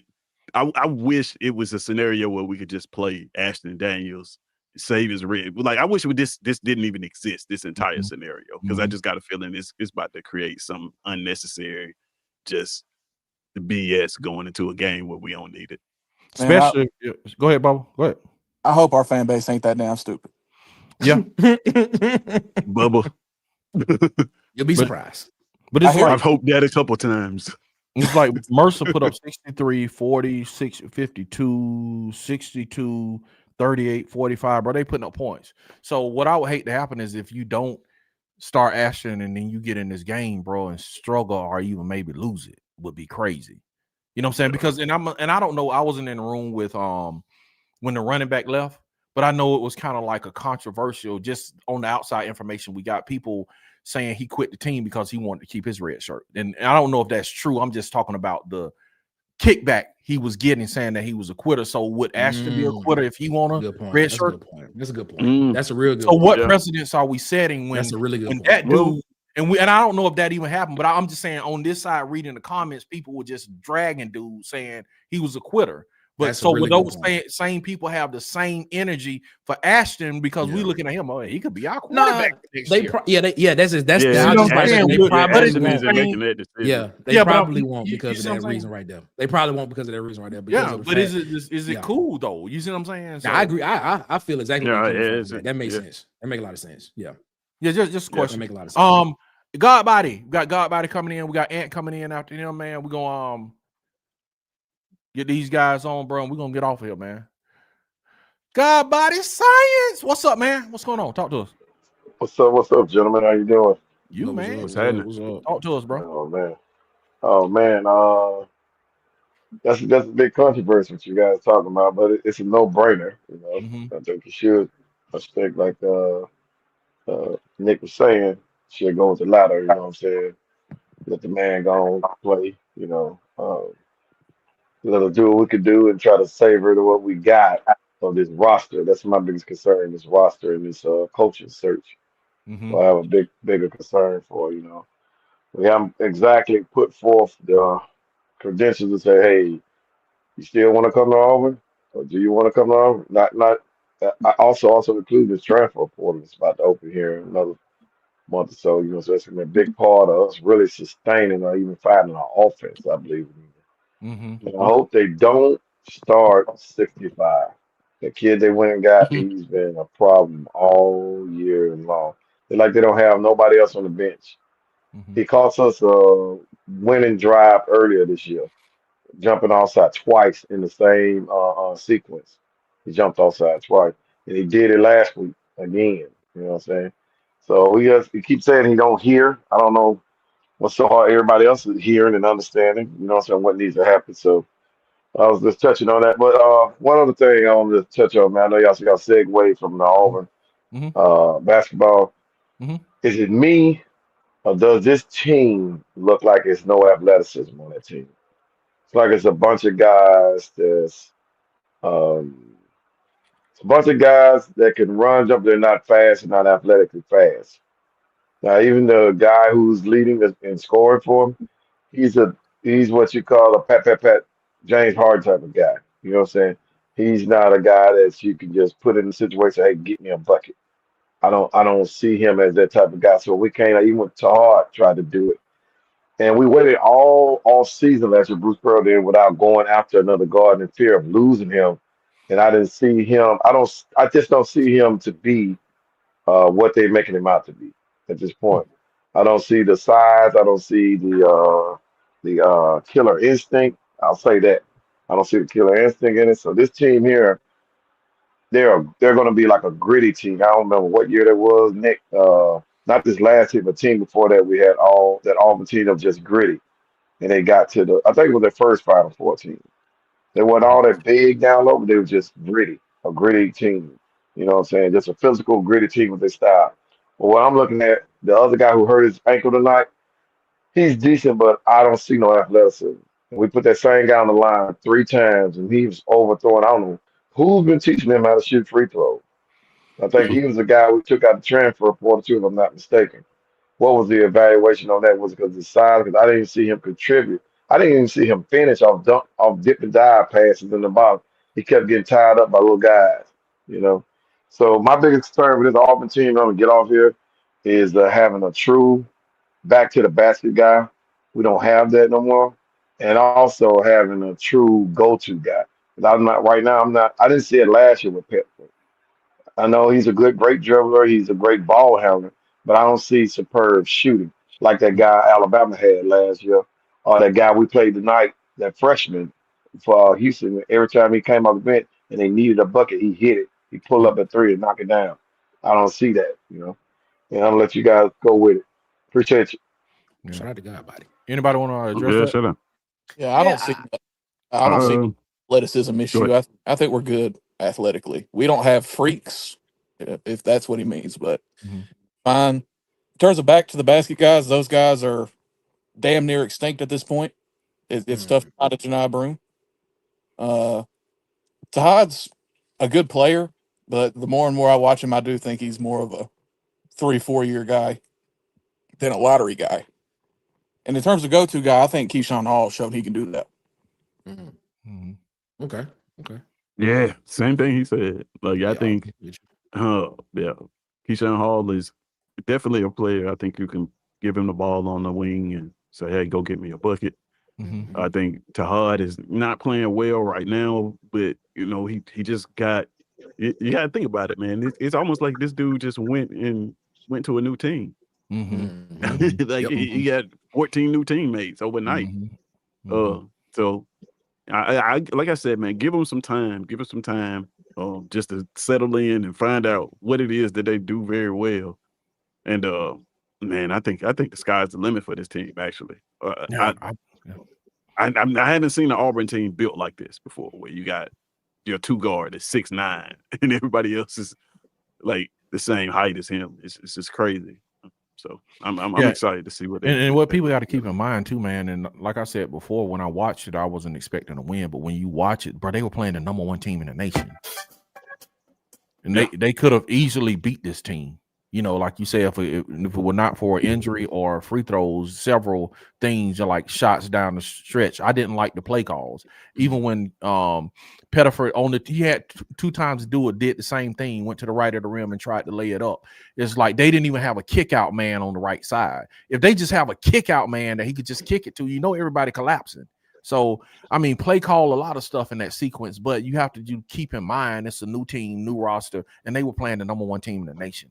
And they took them to the wire and could have won the game. So I'm gonna just watch this team, man. I'm gonna just watch them. C Hall says, man, both groups are right. But the reason for the playoffs is to keep the SEC out. Okay. Even though we have so many teams in the playoffs, we still have to defeat each other. You're right about that. And they're gonna play against each other in the playoffs. He said, no, Ashton needs to start the first half, get him some reps. Jackson Honor starts the second. DK get some reps. And I mean, the whole thing about Ashton not playing is to preserve his red shirt for next year, so he can play another season. So we can't end his career for this shit. We can't do that. Yeah. So, but and that's what people are saying is like, man, why would you like burn his red shirt over one game? You know, but you will never hear the end. The DJ can hang up the job if they lose this game to Mercer and you don't play. Oh yeah. You see what I'm saying? Like, I tell They you, might not make it to the Iron Bowl. I tell you this. That's why, yeah. I tell you this. They'll announce the new head coach if he loses. We'll, like Oregon State fire the interim head coach. That's what I'm saying.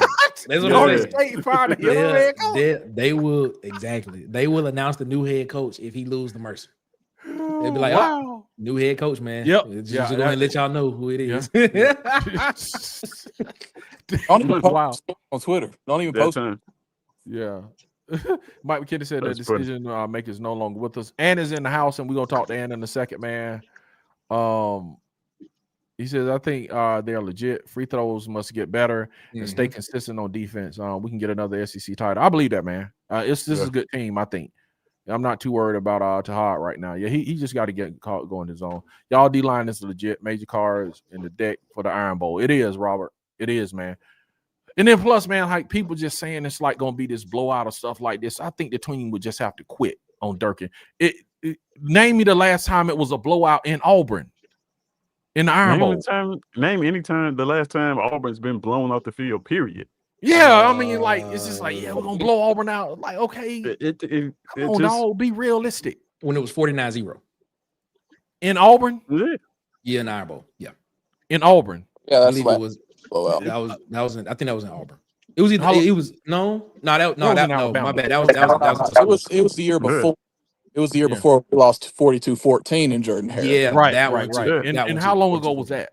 2011. That was 2011, dog. You know what I'm saying? Come on, man. I mean, think about just any game, like not even the Iron Bowl. Just think about when the last time we got blown off the field in any football game. Yeah, probably LSU Brian Harsin last year. Yeah, that was Freeze's first against Jaden Daniels. Yep. I caught off for that shit. Yep. Petway says 1 point loss to the number one team in the country. Yeah, you have it's keep it in perspective, man. It's first game. It was. And then, yes, Mike, it was. And that's why I had to stop it real quick. It was. Yes, for example, so that one other team that had 3 freshmen that they was going to. Auburn has transfer veterans. Think about that. They got to jail. Yes, the old man. What's going on? Yeah, it just sucks. Yeah, to lose on the block. Yeah, it does, man. Yeah, we got Ant coming in, and Godbody says that team will not beat a shooter. Period. Watch, I said it. Okay. All right. Okay. Ant gonna be our last caller today. You coming in, you closing the shop down and cheers. You know what I'm saying? Ant, you know what you gotta say, Ant? Talk to us. Yes, sir. How y'all doing? Good, Ant. That's what's up. I didn't come to start no arguments, man. I was just coming to say that I feel like you have a dilemma anyway. Do you rock with what the players want, or do you rock with Jackson to be petty? I mean, you gotta think about it. Canada said they wanted to play with Deuce. And the question is, which one of the quarterbacks do you think that's leaving? Like, would you really want to start Jackson and he leaving? And you got a chance if you start Deuce, he might stay? Who's making the decision off this one game?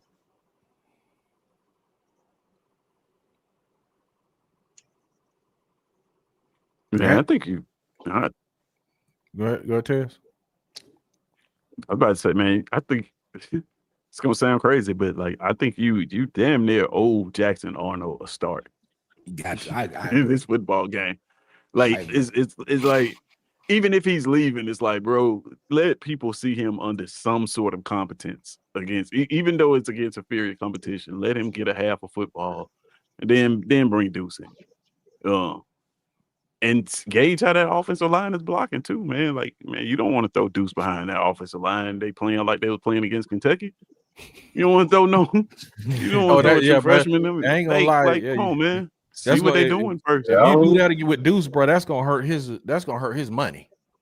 If he transfers, that's gonna hurt his money. I look at it like this. When have we seen Jackson Arnold in a competent system? Never. We have on the levy. You know what I'm saying? On the levy. That's my point. And that was only for like 3-4 game. You know, that was literally like 3-4 games. We have not seen Jackson Arnold in a competent system. I mean, just think about how Ashton Daniels looked in this system against Kentucky. Same dude. You're right. Yeah. And let me just throw out a scenario for y'all. What if Deuce goes out there, he throws 2 pick sixes in the first 5 minutes, and we're down 14, and you got to bench this kid? Yep. Yeah. Risk you running. Yeah. You can't do that. And you may you have the biggest game of your season coming up at the end with that Iron Bowl, which is going to be a game to send you to a bowl game, which is going to be huge for Auburn, right? Yep. In that football game, you may end up needing another quarterback. Yep. You need to get that quarterback ready. We talking about just playing Deuce just so we can see what Deuce looks like in the Auburn uniform on the field. Like, I need Jackson Arnold to take a few reps in this football game just in case something happens. I don't want to bring Deuce in the Iron Bowl. You know what I mean? That was the stuff they want to throw at him. Yeah, like, nah, man, I would rather Jackson Arnold be the quarterback. He's been through this. He has SEC experience. Put him in that competition system and let him get some reps, man, because I think those are the 2 quarterbacks that we would end up going with anyway. Yep. Would be Jackson and Ashton. So, man, this is game prep. This is not only we talking about a situation where we got a red shirt at quarterback, but this is also game prep. Like, you trying to get the rest of the team ready. So if you bringing in a new coach, do you think that he would want to keep one of them quarterbacks? Again, Man, I don't. That's for him to decide based on whether he starts Saturday. Deuce don't operate like that. Deuce is a very intelligent young man who's going to make a business decision. It's not going to be a petty decision on he starts against Mercer. He's too smart. That's how he ended up here. He made a business decision, and he could. And I think that's the same for a lot of the cats on the roster. If you listen to shout out to Mike G, had Cohen on, and Cohen said he was like, he talked to the players, and he was like talking to the leadership of the players. The players said that no one wants to leave Auburn. He was like, the only reason we may lose people, and this is kind of my antennas went up. He was like, the only reason we may lose people are for financial reasons. But he was like, literally, no one just really wants to leave Auburn. But he was like, he understands people have to take care of their family. That's the paraphrase. If people with financial decisions getting more money somewhere else, you know what I'm saying? I think that's maybe the only reason we might lose people at Auburn at this point. So I gotta agree with you. We have a roster that is so chock full of talent. Well, I'm sorry, that's so chock full of talent that somebody would pay first string money to some of our second, third string players. Like somebody would go see a Bryce Kane and say, "Hey, we'll make you the highest paid receiver in our receiver room." Like easily. So, well, Bryce Dees, they like Bryce Dees come over here and play linebacker for us, man. We see what we saw what you did. We overpay for these guys. I'm glad that interview happened, because I've been saying this for a very long time on a lot of different channels. If you watch me on the Bama side, I've been saying that, like, there's this notion that there's going to be this mass exodus of players once we change coaches. And I just keep telling people, like, man, Auburn is not like that. Like, it's just not a place where you come and then, like, people come for money or for whatever reason, and then they just fall in love with the place. Like, it is a true college football town through and through. Like, you don't see players. It is a tough decision for players to leave. Even when they've been done wrong by coaching staffs, it's still like a super, super tough decision to leave that place. So, you know, if you're a fan of a team that doesn't have a place like that to call home, then you don't understand it. Of course, you look at it and say, "Oh, y'all been through all these coaches, man. These players finna leave and transfer, and they're gonna hit the portal, and all these teams going." But yeah, when you of a place like this, like of Auburn, you're an Auburn fan, if you've been there, you've seen it, like, you understand, like, man, people come here and they just love this place. Like, it's not about the coaching staff. It's not about, like, it's Auburn. Man, they should have put me on a commercial for that. No, NIL on the victory, where you at? No, seriously though, man, that did look commercial. But you know, I will say, man, tangibly, I didn't, when people said it, until when I took my daughter on college visits, and I went to Alabama. I went to Alabama, man, and Alabama made me feel like a failure. But from like when we were in the Alabama and the kids were talking, the kids were like, yeah, I've been did this at Disney World, I've been an executive here and an executive assistant here, and and their whole thing is about achievement. Achievement and championships. And they were talking about jobs, and I'm like, bro, I'm not doing anything with my life with all this stuff these kids doing. So I'm like, bro. But anyway, when I got to Auburn, it was just like, man, it was a different feel. Not that they weren't about excellence, but it was just, man, it was like Alabama was sterile and was just about, all they were about is just achievements. But it was like Auburn was literally it was a family welcoming feel. It had substance to the visit, if that makes sense. But it is a feeling, dude. It's real. You know what I'm saying? It's real, and you do fall in love with it. We're gonna get Tez on a commercial. Anything? Go ahead, Ant. We just go ahead, Ant. I mean, as far as today goes, for a team of one returning player, you did good against Houston. I mean, well, really, you did great. I know people look at it as a moral victory, but you got to understand how Houston's play style is. They hard-nosed defense, they get boards, and they slow the game down a lot. And for you to only be down by 3 rebounds against Houston, I think it was like 40-37. I mean, and for the reason you lose is because you missed a lot of free throws. I mean, you have games like that. You have games where your best player might go 2 for 10 and go 8 for 8 at the free throw line or vice versa. You know what I'm saying? I mean, it's just one of them games. So you just got to give that team more time, for real. And you got a lot of top 10 games coming up if people didn't know that. So look at this Houston game as a good learning experience for them. For sure. I agree with that. Yeah. In college basketball, we got Ken Palm ratings, which factor into the overall ranking. So I was telling my brother with that loss, I'll tell my brother we might even move up with that loss. Is what's wild. Yeah, basketball is just so different. Yeah. It's possible. Yeah, it actually matters how the game looks. It does.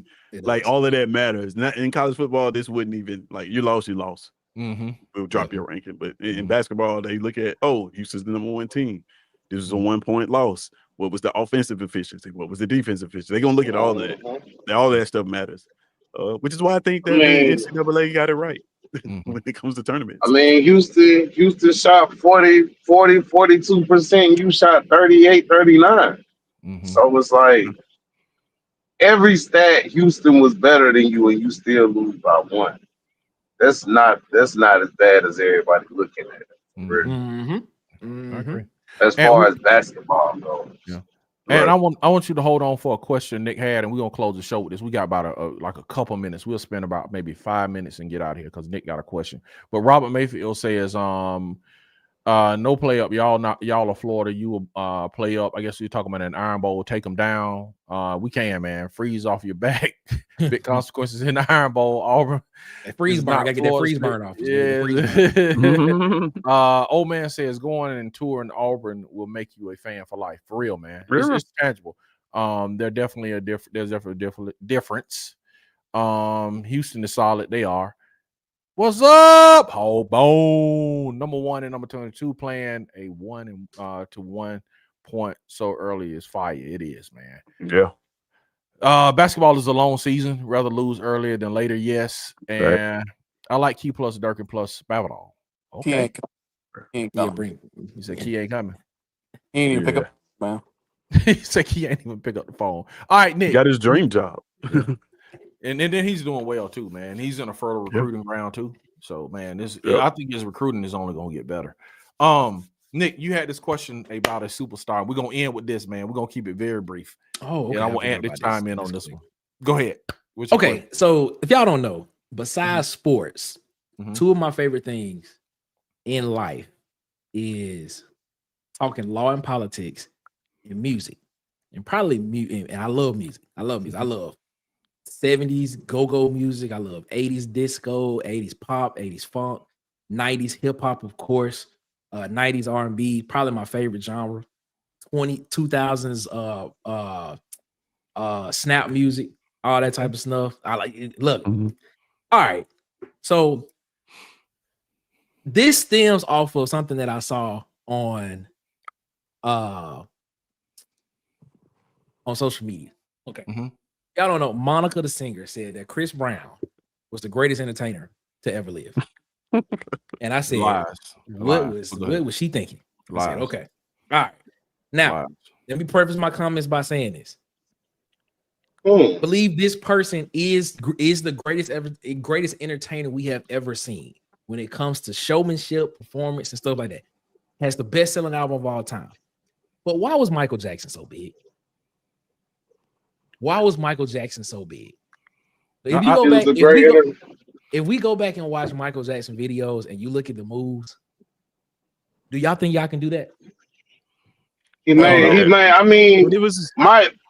I'm gonna put it like this, and I'm sorry, because I kind of, if she would have said of his era, I would agree with that. I can't. You got Beyonce and Usher living. I'm sorry.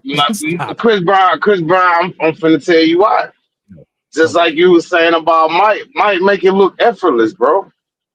Chris Brown, if you really just sit there, and I know people that have been to a lot of Chris Brown shows, Chris Brown really does, they say he really does imitate Mike, and he makes it look so effortless.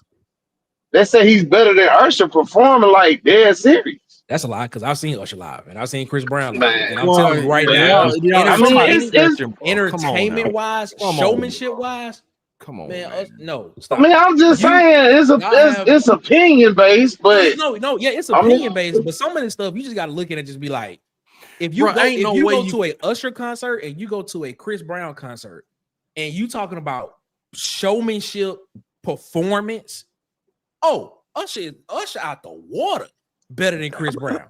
I'm just telling you. I think like the reason why I asked the question is because when you look at Michael Jackson, like don't get it twisted, man. Michael Jackson got the greatest selling album of all time, Thriller. I think he almost at like 80 million sold, and it's still selling. I think he has, if I'm not mistaken, I think he has like 2 of the top 5 greatest selling albums of all time. If I'm mistaken, I think it's Bad. I think it's Thriller, then Bad. All right, you're right.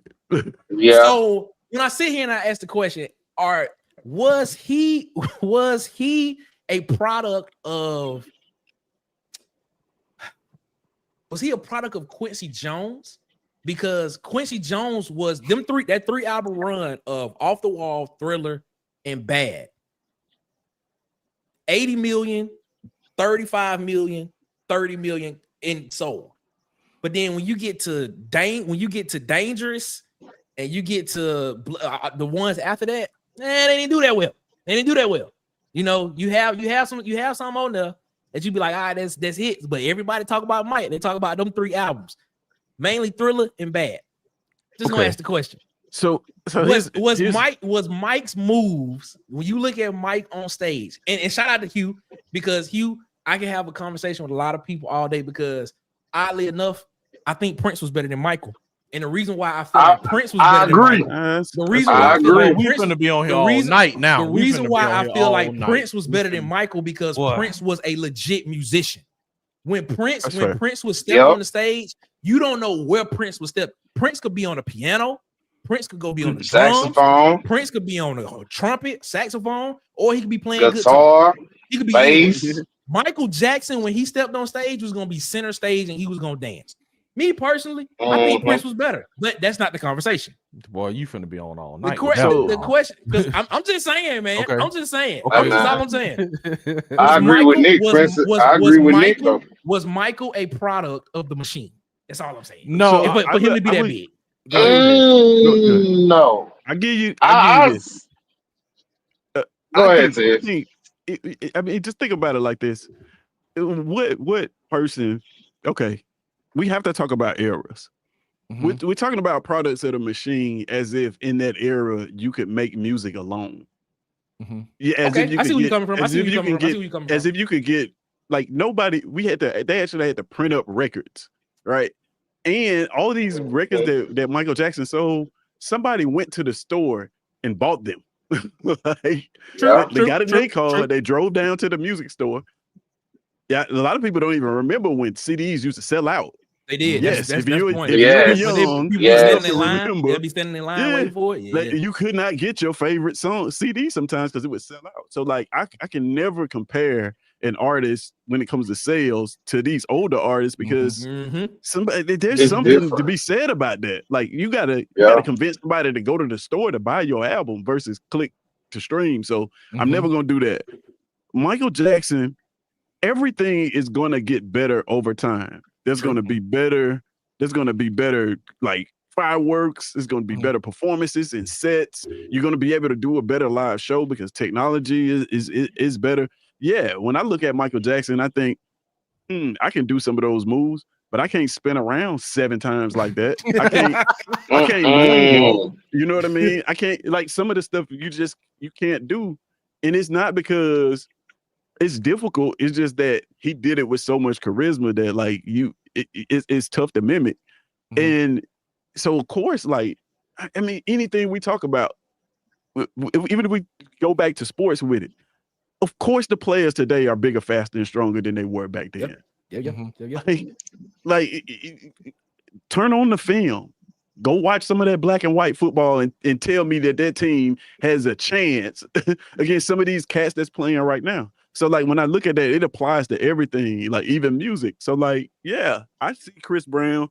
He can, flip and fly in the sky and all this stuff. But you got to think about it.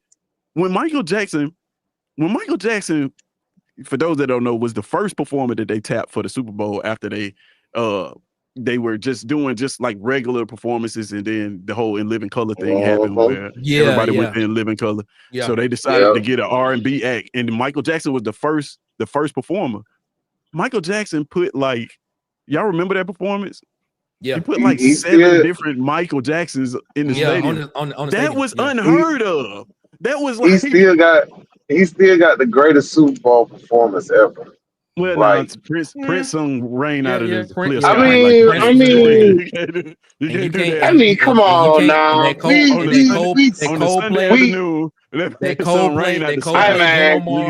Coldplay, Bruno Mars, and Beyonce in California. I'm saying that was great too. That Coldplay. To Nick's point about Prince, I did want to say that because we had this argument all the time. I do think Prince is a better artist, and I think this because of one reason and one reason only.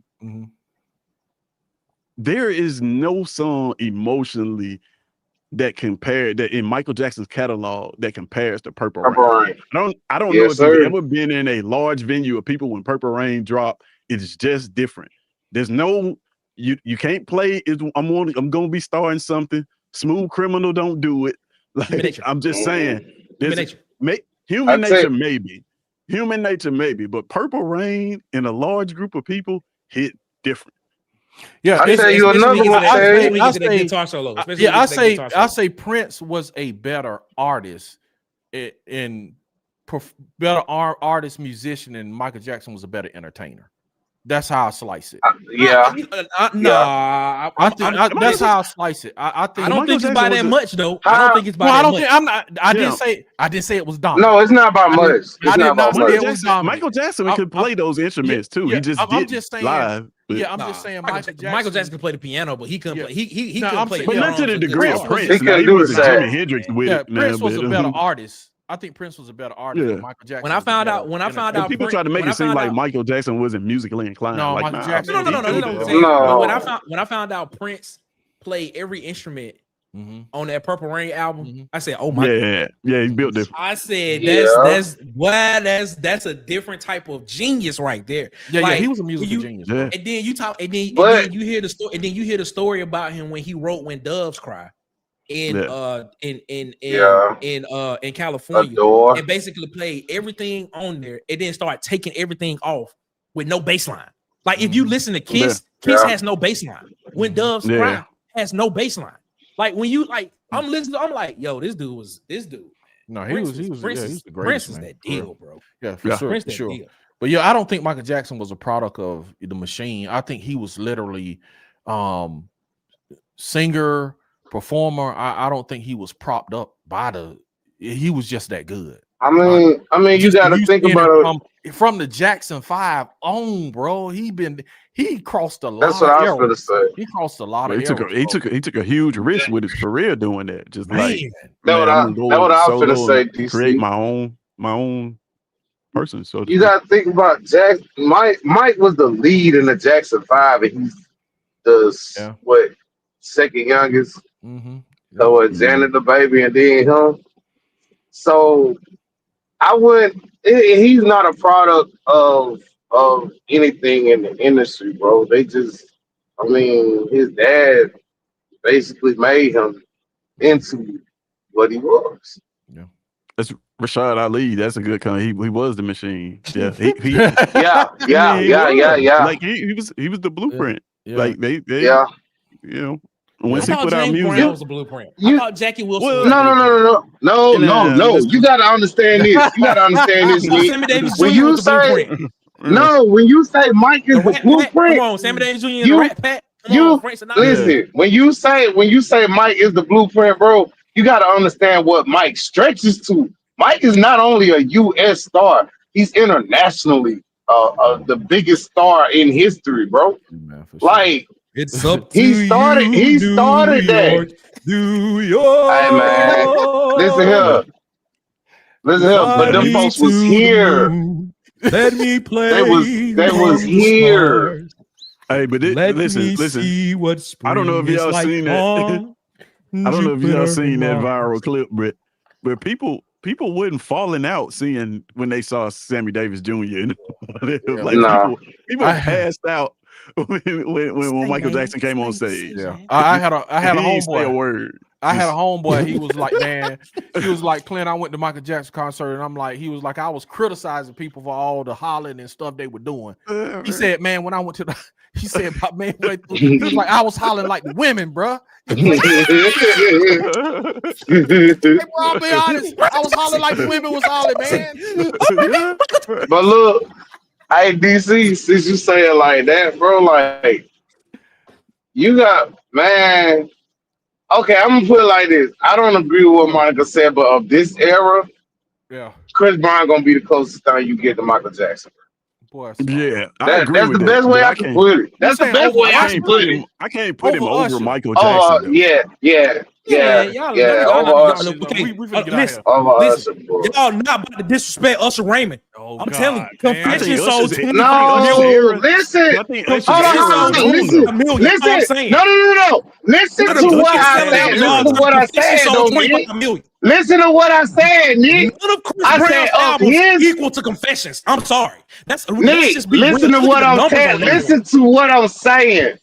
Of Chris Brown's era, of everybody that came out with him, he is the best. That's what I said. I didn't put him over Usher. I didn't say Are you putting Usher in that category? No, Usher is Usher is way over. We good. Never mind. My bad. My fault. My bad. Okay. You said it was just now. Now, if you want to say that, go ahead. Yeah, go ahead.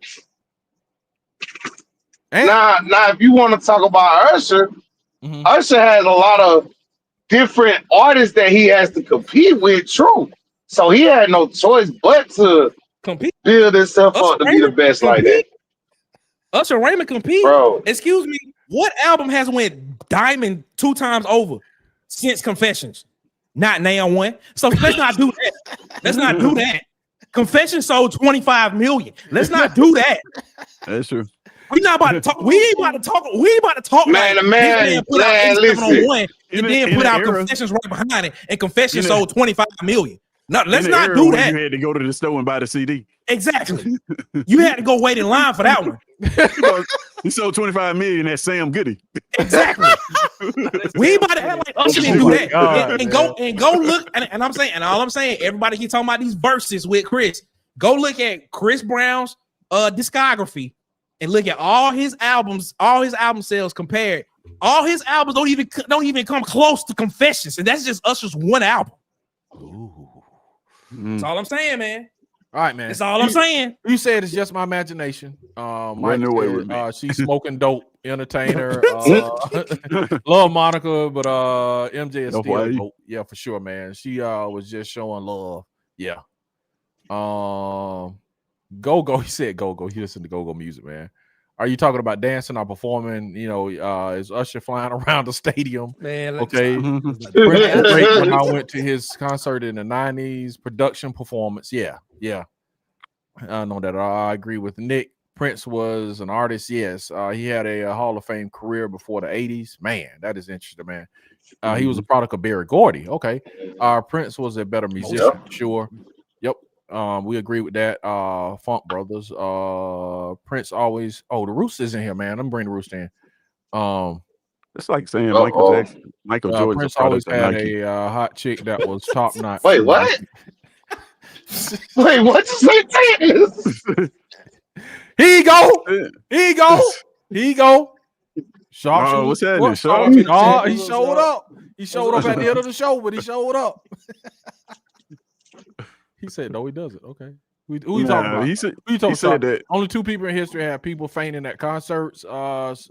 Slayer was better than any of the artists you're talking about. A guitar player, right? Slayer. That's a guitar player, right? That's Slash. Rock, no, man. Slash is the guitar player. My bad. Yeah, that's rock and roll. That's rock and roll, man. Yeah. Rock and roll. It's like rock and roll type music. 1999 is a crazy. You drop that in a group of people. Hey, yeah, bro, that's. He said it was original. Little Red Corvette. Oh, man, now we don't went down the road. I saw them both. Man, I told y'all, man. He said Trevor says Prince was better than him. Michael Irvin may disagree. Prince is a better musician by a mile. Bold statement. MJ was the machine. Untouchable, bro. Y'all tripping. Y'all, they are tripping. Amen. Adore is my favorite Prince song. I'm gonna let it know. Adore, man. Just I said adore. That's my favorite Prince song. Yeah. That was a dude. Mike says history compares to Michael Jackson is Elvis. Be mine. Don't have to be cool. Big karaoke Saturday. Elvis couldn't hold a counter to MJ. Oh Lord, bro. Oh, man. Who's that? Who can hold a counter to MJ? Wait, what? I was going to say Usher. Elvis. Chris Brown and Usher are two different eras. Oh. LOL. Ages at 7 years. Oh my God. FYE. Shout out to FYE, man. Shout out to FYE. Drake. I forgot about FYE. He said Drake take care of his diamond. That's a hip hop album. We talking. That's a hip hop album. It's hip hop. Well, it may be. He's Drake. Oh my Drake. Jackie was going to spin the drop before Mike. Okay. Jackie Wilson. Like I said, Jackie Wilson. Okay. Chuck Berry. Yeah. Chuck Berry. Chuck Berry was the first person to have a red Cadillac. Was it a red Cadillac? Drake, if you watching this, man, we just want to hear you rap. I just want to go down there. You like, you keep all the other, like, we just want to hear you rap, bro. Like for real. I know you're not watching this, but if you are, just rap. Nah, I mean, he can sing, but like all this theatrics and videos and like, bro, just rap. That's all the other dude did was rap. Just rap, man. We just want to hear you rap. Hey, old man, who was your favorite? He said Slayer was his favorite rock group, man. What about Guns N' Roses? Old man. $25 a pop. $24 a pop, man. All right, man. I'm gonna let the Rooster talk. We're gonna get out of here, man. We done. I said 5 minutes on that, bro. We just done went. Hang on. Rooster, what you got, Rooster? What's happening? Stay on that. Where up? Bro, we is not gonna sit here and act like there's been anybody in any generation that can touch Michael Jackson. The hell is you talking about? The only thing that has ever come. Okay, I'm gonna get to that. I'm glad you mentioned her. The only thing that's ever been in Michael Jackson's universe is Prince, because Michael is the perfect entertainer, Prince is the perfect musician. It's the duality. Outside of Prince, there's nobody that's even close enough to see Michael Jackson. And here's an example. You mentioned Beyonce, Jay-Z, Usher, all of them. They'll go sit courtside at a Lakers game, right? The one time Michael Jackson made a phone call and said, I want to go to a Lakers game, they walked him in after tip-off. The entire game shut down, including the players, coaches, and refs turned their attention to Michael, and it stopped the whole game. So don't tell me that anybody can touch Michael Jackson. You heard me?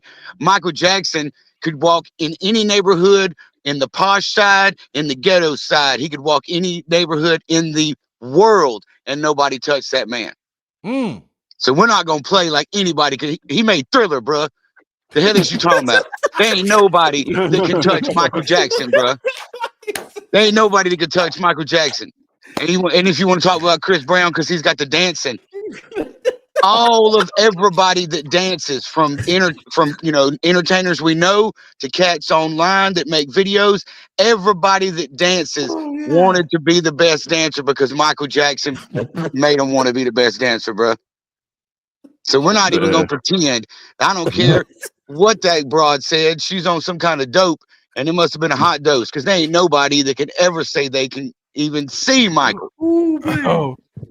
You hear me, bro? We is not gonna play that. Phil, I was just about to say that, Phil.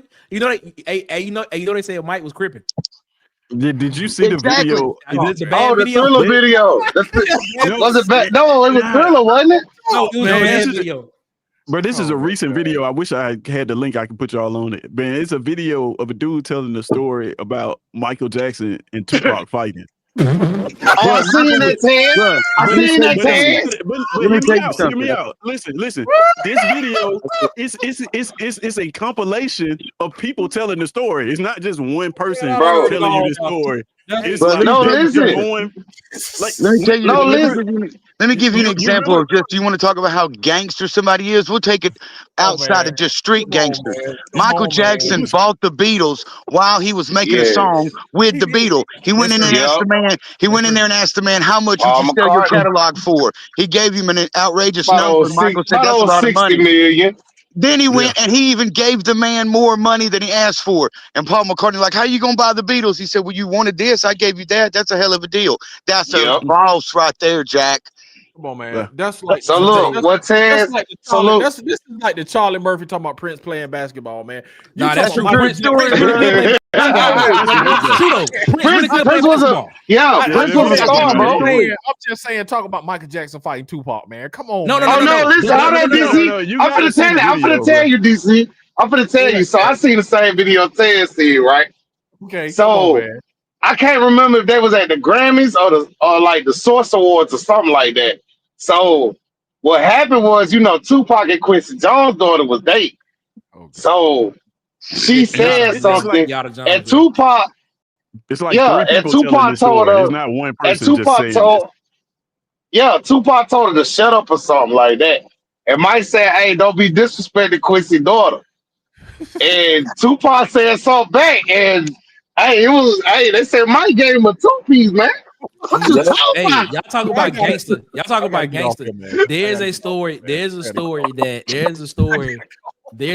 DMX told about him being in the club, and Prince's security told him Prince wants to see you.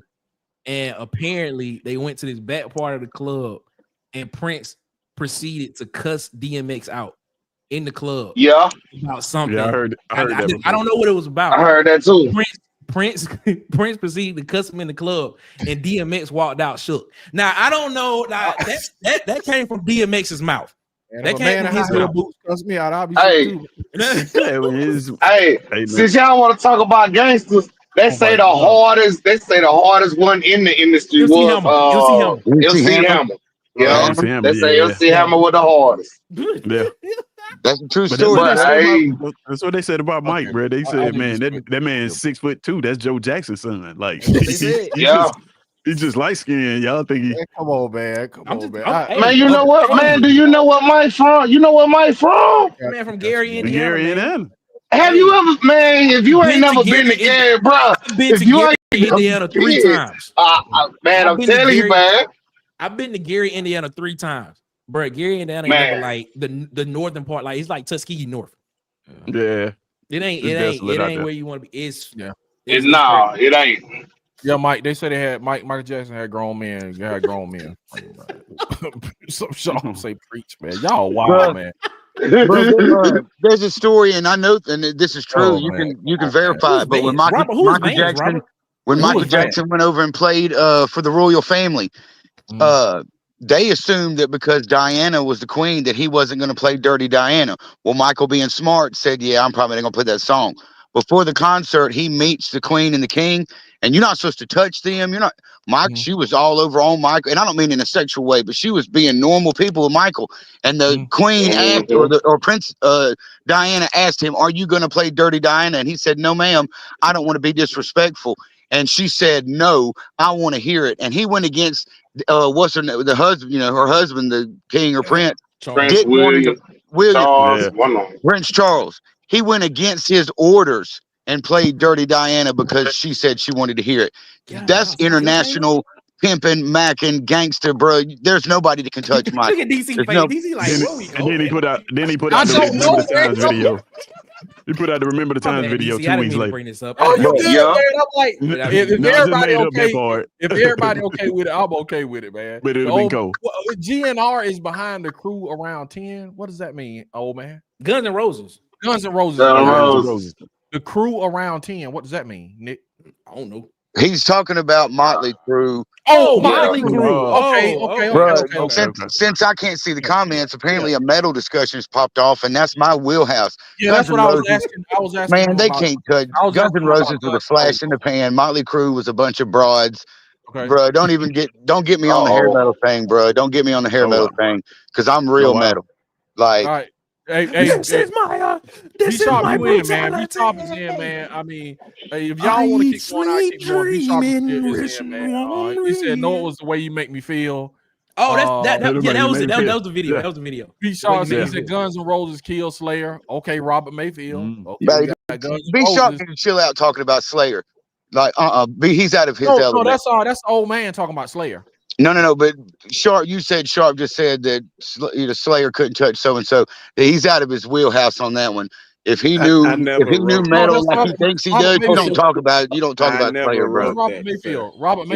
Yeah, I don't think he was talking about Slayer, man. I about to say, Sharp contributed 2 Slayer songs. I never said that, sir. If you're just on the first level, oh, there he is. Yeah, I guarantee you, he don't have no Slayer on his playlist. There won't be no Slayer. Beyonce definitely more production. That story been confirmed to be a lie many times. MC Hammer was nothing to play with, but y'all. The MC Hammer and Method Man story. Oh my God! Did y'all know? Yes. That was crazy, bro. Michael Jackson had every celebrity in one video, bro. That's dope. All right, man. B-Sharp is in too, man. What you got to say, Sharp? Come on in, bro. You might as well come on in, bro. Yeah, since you got on that last one, yeah, man. That story about Tupac and Michael Jackson, that story has been confirmed so many times to be a complete lie. Just one of those fabricated fairy tales. So we just want to get that. It's hilarious. Of course, it's hilarious, but yeah, like, be for real. Man, how you know that man might have been slap pop? Okay. Google's your best friend, but hey man, Rick James stepped on everybody's cars. Well, y'all funny. Did what? Y'all funny, man. He said Rick James stepped on everybody's couch. You got enough money to buy another couch. I believe. I take that one to my money. That's funny. Oh my God, bro. But yeah, man. I forgot where we was at, man. Oh no, since we doing that, bro, nobody can hold a candle to Michael Jackson, especially I know Elvis. Whoever wrote Elvis, man, don't ever mention Elvis and Michael Jackson in the same sentence.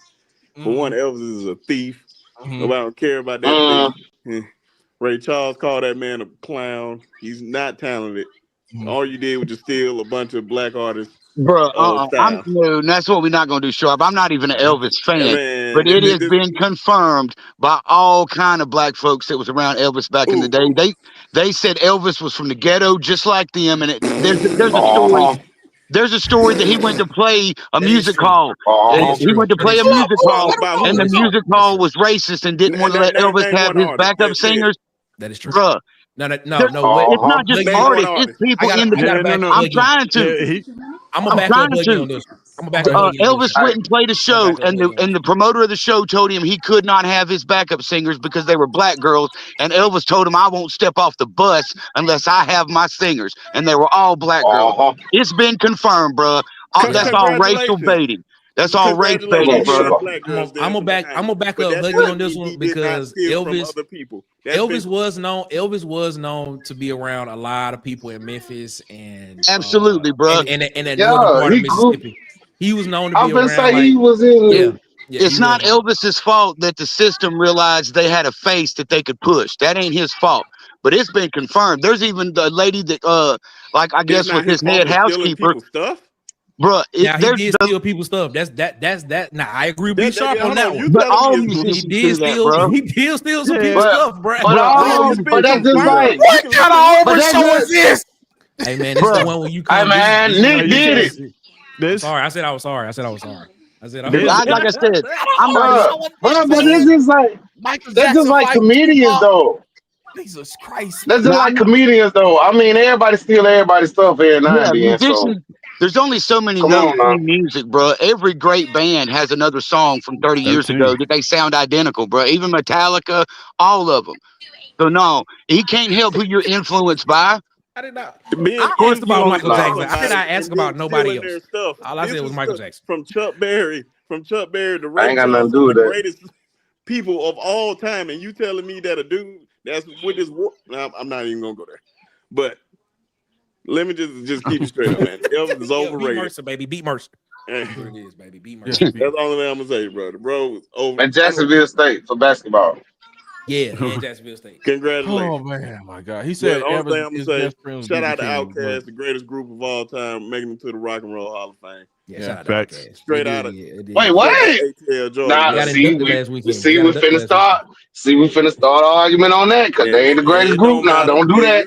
You can argue whatever you want to argue with. The greatest rap group, the greatest group ever. Not the greatest. Ghetto Boys. Ghetto Boys always gonna be the greatest. Yeah, Ghetto Boys don't hold a candle. And I'm done. Use a lie, and I'm done. Ghetto Boys don't hold a candle. Ghetto Boys started this rap. And Brad, Ghetto Boys started Southern rap. God, man. I'm a fan of both of them. I ain't even gonna lie. I am too, but I'm a fan of both of them. The Resurrection album, man, is one of my favorite albums of all time. Bro, I'm a fan of both of them, but what we're not going to do is we're not going to sit here and not mention UGK when you're talking about the greatest Southern group. Oh, my God. We're not going to do that. That's what we're not going to do. We're talking about Hall of Fame territory when we're talking about 8-Ball MJG, UGK, 8-Ball MJG, and Ghetto Boys. Like these are that's your Mount Rushmore. Yeah, in terms of rap group. Yeah. But you can't not have UGK on there, bro. You can't not. You cannot, but you cannot put them. There's a tier, and Outkast sits at the top of that tier of them. Because Outkast was the first group. Hey man, okay. No. You gonna tell me Pimp C? You gonna tell me Pimp C in his own category? I'm not saying that they can't. I'm not saying Ed Darby got a point here. That's what I'm saying. Ed Darby just put Wu-Tang. What 21 said? Name 5 Wu-Tang songs right off the top of your head right now. You know what I'm saying? He got a point. Name what? The RZA? Hold up. I'm just saying. Man, they got crazy names, bro. Name 5 of Wu-Tang. I can name all of them. The RZA, Into the Womb. That's members. You said songs. No, I said songs. No, I said you want me to name the members. I can name the members. Southern bands, bro. No. Like, listen, Outkast was so important because they was the first group that people bi-coastal just really respected. When people said that people from the South can't rap, that we sound ignorant. And things like that, we didn't have the intellectual capacity to compete with the East Coast when it came to rap, and we only made ghetto music and booty shake music at the time. Like they was the ones that laid the foundation and gave the South a voice in rooms where the South wasn't even being played and heard. South got something to say. You cannot take the impact of what Outkast did for hip hop and put it in the same category as those other groups. And I love those other groups. Listen, like I said, Ghetto Boys, Resurrection. You go on that album, you got Larry Hoover on there talking on the interludes. He's saying some stuff that's still relevant to this day. Still relevant to this day. Like, bro, UGK, my outro on my podcast is inspired by the outro from Riding Dirty. like these groups, I love them all. I love them all, but Outkast in terms of impact is not even close. It's not even close. So I got a question. So hold on. I got a question, then, Tiz. I got a question on that. So do you think with the death of Tupac and Biggie, that's what boosted Outkast? Man, especially when Drake got on stage. Outkast dropped their first album when both of them were alive. This is a great show, man. Well, you right, but they still didn't get no respect then. Are you serious? They got bro. You know, they no, they did not. No, they did not. Still play. Don't do that. Ball. Bubba, what do you think? We ain't heard from Bubba in like 20 minutes. Like, what How did we like go from like Michael Jackson? And I ain't touching it. Hold on. I don't know. I don't know. Hold up. Now Tez has got a good point about Outkast having the impact. But you're going to sit there and tell me, though, that on an overall scale, that Pimp C didn't have just as much impact as Outkast. They made their niche was on talking about something beyond, quote, the streets. But when it comes to where man, could you imagine if social media was around and Pimp C was here? He'd be the biggest star on the planet, bro. There is no way to deny Pimp C. He's the prophet, bro. Like, I agree with you. The whole big video. Listen, I got a Pimp C fan. I'm a Pimp C fan, bro. Bro, I love UGK. Do you know the story of Pimp C on that video, though? I love A-Ball. That's what I'm trying to say. All these people, man. Listen here, dog. Pimp C would be known for his quote more nowadays because of social media, not more because of music. Bro, you done lost your rabbit ass mind. Bro, you telling a person, bro, I live this on the daily, bro. I can tell you right now. You're talking to somebody that's been listening to Pimp and UGK since middle school, homie. Since Diamond and Rulers was popping off the radio, Jack. You're not gonna sit there and tell me that Pimp C, we're talking about music. Let's talk about music. That Pimp C ain't one of the top 5 MCs in the history of the game, bro. Usher Raymond. The best album. Don't nobody care about. We not talking about Usher right now, D. Bro. Bun is the best one out. Wait, what? What? Go listen to Murder. Bun B. Go listen to the No. I ain't got to go listen to nothing, bro. Go listen to Murder and tell me who rapped best on that. So you know, like y'all know that Pimp C. Go ahead. Go listen to Bun B on the interview where they talking about the song they did with Jay-Z. Bun B said, couldn't nobody hold a candle to Pimp C on that. Right. Go listen. The only reason anybody likes that song is because of Bun B and Pimp C, bro. Jay-Z sounds like a middle school on that song. Hey, but listen, Let's be real. Everybody that quotes the song Big Pimpin', what lyrics do they quote? They quote Pimp C, smoking out, pulling up, keeping lean up in my cup. All my cars got leather and wood. In my hood, we call it buck. If I wasn't right, don't get on the Pimp, Jack. Don't get on the Pimp. The rooster everybody want to ball. At the mall. Oh, my bad. I can't mess with y'all. Too is Pimp C. If you go back and look at Pimp C actually said the only reason he started rapping is so that people could hear Bun B rap. Like he wasn't doing that to be a rapper. He only made music so people could hear Bun B rap. That's why he made Murder. That is true. Because Bun B was like, man, you make all this. Because Bun making all this slow music, and he was like, "Man, give me something I can rap on." And then we got Murder. That's why it's one of the fastest songs that they've ever. As far as pace, one of the fastest songs they've ever put out. But like I said, bro, in my life, Pimp C probably is a much more influence than Outkast is in terms of personally how I handle business and stuff. But like in terms of the world, man, it's not even close. Underground Kings was underground. Like I never forget going to a family reunion in New York and thinking everybody was listening to the music I was listening to. I couldn't believe that they hadn't heard of UGK. Like, y'all hadn't heard of this? Yeah. You see what I'm saying? Outkast, it wasn't that. We went up there and they all had that Outkast album. Bro, it said, bro, they're in the Rock and Roll Hall of Fame. That, you know what I'm saying? That's but that's not that. I don't say this because Outkast definitely deserves Hall of Fame, but the Rock and Roll Hall of Fame is a joke, bro. You know how many metal bands and rock and roll bands that aren't in the Hall of Fame? Nobody respects the Rock and Roll Hall of Fame on any level. And that's not a shot at Outkast. That's a shot at the Hall of Fame. I promise you. If they put Pimp C in there today, you would be watching that whole thing. I bet you I wouldn't. I bet you I wouldn't, Sharp. I bet you I wouldn't because I didn't watch when they. You'll be watching every bit of it. You want to bet? I didn't watch when they put Metallica in there. That's cool, but they ain't Metallica. I'm talking about UGK. Hey man, all I'm gonna say is you understand Metallica was my favorite music before UGK, bro.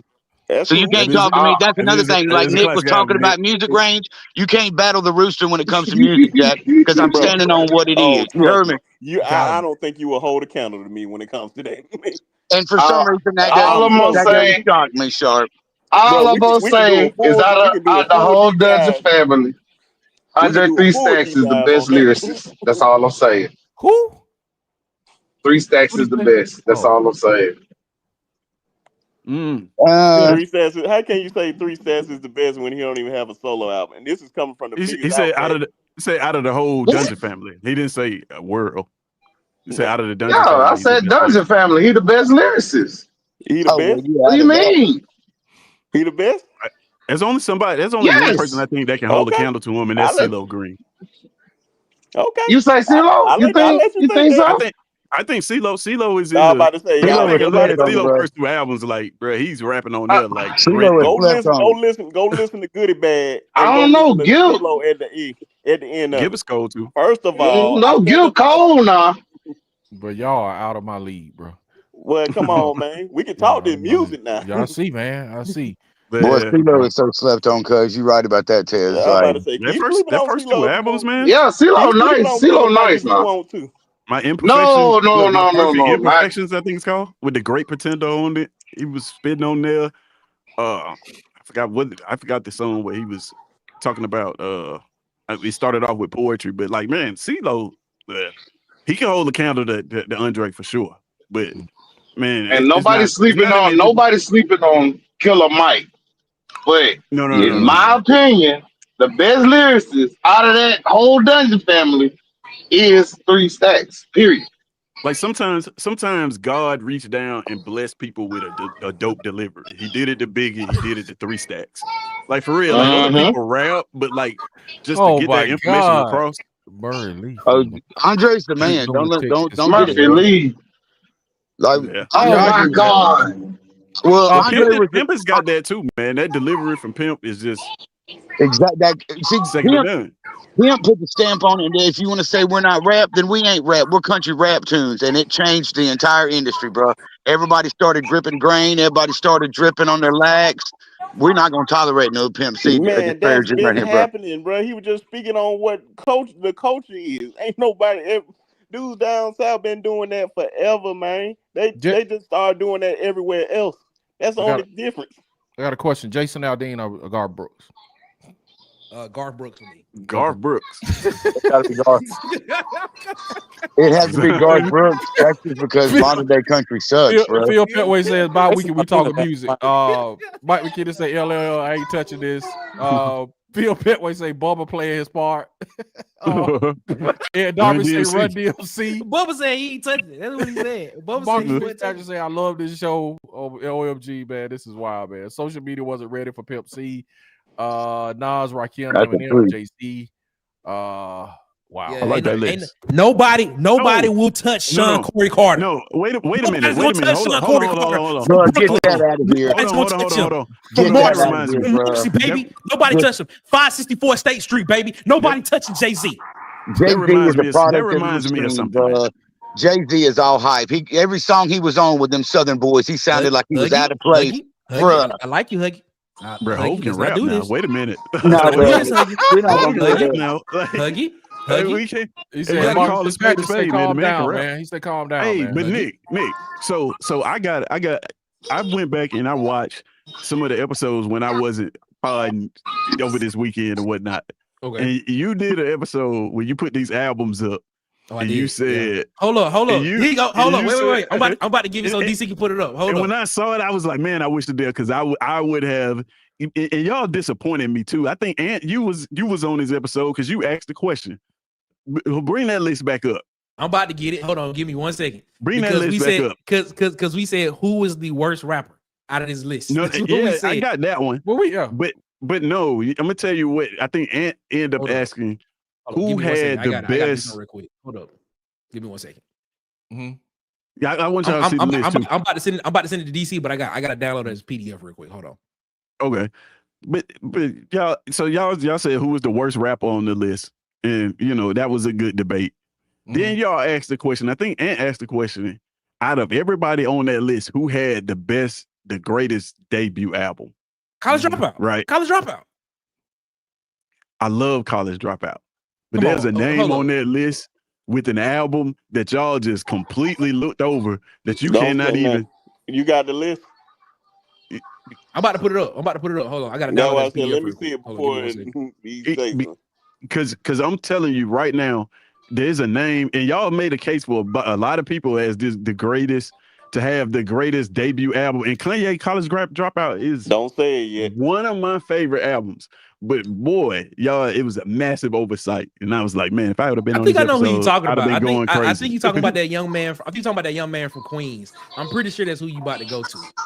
The greatest rapper that ever walked the face of this earth.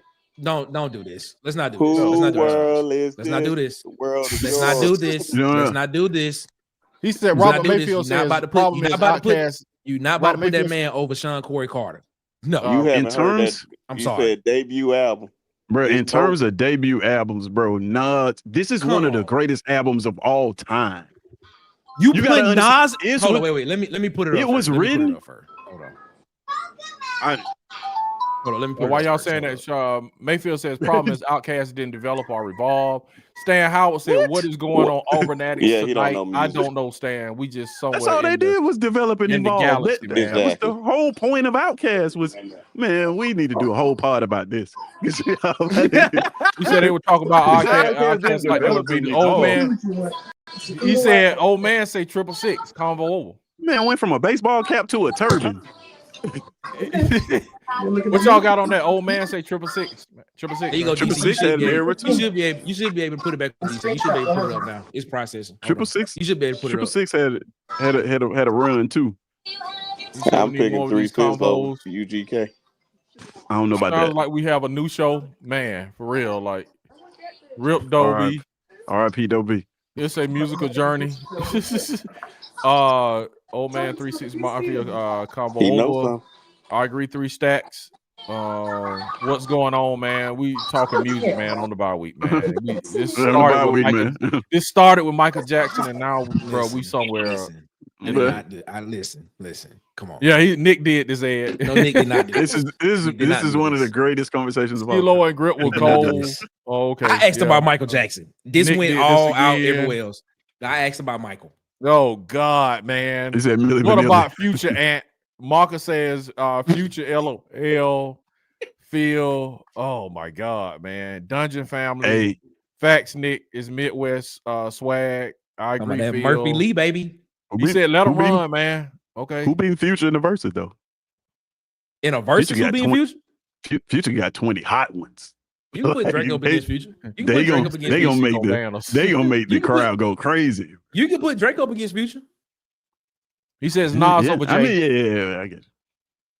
Put the link back up. I got knocked off. Hold on.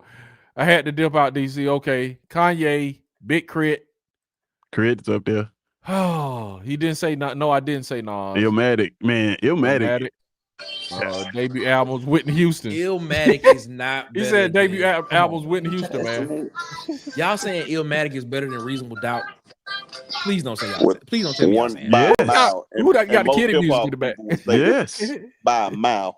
I ain't by a mile, but yes. By a mile. King Jizzle said Milli Vanilli the greatest group of all time. Bro, he literally has one of Nas on one of his biggest songs. Dead Presidents. That don't mean nothing though. That don't mean anything. Where did you get that from? The that greatest don't mean album nothing. of all time. That don't mean nothing. He literally rapped about it though, B Sharp. Okay. He literally rapped about that. Like I don't know if I would pick. If I would say that Nas is one hell of a lyricist, but man, Hove has the ability that DC, you should just weren't born with. It's popping up for you when it come to rap. Where did you send it to? It should be at the bottom of your screen. It should be popping up there. But Illmatic is a better album than Reasonable Doubt. Yeah, I think. Like where Reasonable Doubt you is dope. can see everybody. It should be like it should say rappers. Because Reasonable Doubt didn't go platinum until like. Yeah. Ain't even record sales don't even compare to what the album is. Yeah. Yeah. So like out of this list, who has the best debut album? Kanye. It's Nas, bro. It was written. It was written as a top 3 album all time. Okay. It was written as hip hop. Second album. It was Illmatic was his first album. Illmatic, my bad. I said it was written. Illmatic, but yeah, like it's a top 3 album all time in hip hop circles. It's up there with Ready to Die. Man, it's up there with The Chronic. It's up there with some of the best albums. All I'm saying is this, man. Nobody. You can put Reasonable Doubt up there too. Nobody cannot put Reasonable Doubt up there. Yes, you can put Reasonable Doubt up there. What are you talking about? You can put Blueprint up there for sure. Reasonable Doubt, Reasonable Doubt is cool. Graduation is over that.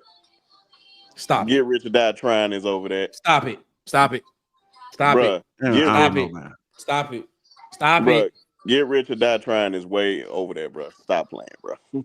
Let's be for real. Y'all just don't like Jay-Z. That's what that is. Y'all just don't like Jay-Z. I think that's what that is too. That's it. Y'all just don't like Jay-Z, man. I love Jay-Z. Reasonable Doubt. In terms of hits, Blueprint 3, the Black Album, which is my favorite album. The Black Album? Black Album's dope. Dirt Off Your Shoulders, Encore. What you talking about, bro? Come on, man. Stop it. Blueprint is mine. Okay. All right. I don't agree with people when they say Jay-Z is trash. That is crazy. Yeah, who said Jay-Z? Because I'm gonna tell you right now, most folks ain't coming back from Takeover, but the GOAT did. He said, man, he said no one won't smoke with T.I. in the verses. Bruh, T.I. don't want smoke with his son in the verses. Hey, you know what? I like trap music. I like trap music. Don't get it twisted. Trap music was it. He said he gonna say Kendrick. Putting it over none of this. Okay. He said Robert says, Houston had the most successful debut album of all time. Can't argue. We're still talking about Whitney Houston. Whitney. Numbers wise, Oh, he's Whitney not Houston. lying. He's not lying. But that's not her best album though. Numbers. The last Mr. Big. I don't go by record sales of being a great album. You know how many albums that are like Illmatic wasn't a great selling album, but it's considered one of the greatest albums ever. Not hip hop ever. Yeah, Reasonable Doubt was on that list too. It wasn't a great selling album. Confessions is considered one of the greatest albums ever, and is one of the greatest selling albums. Yeah, and it's sold. I give you that one. Bro, out of sales, if we did everybody sales, got that Usher smoke, I'm coming back at you with that 25 million. That's all I'm saying. If we did this by sales, then it'll be a 50 Cent and Eminem race. Oh yeah, like easily. You know what I'm saying? So like we can't consider sales at all. But man, as far as debut albums though, it's hard. It's gonna be hard to beat Illmatic. And I love College Dropout, bro. I ain't even gonna lie to you. That's one of my favorite albums of all time. And Reasonable Doubt. What would be the top 3? I at least give you that.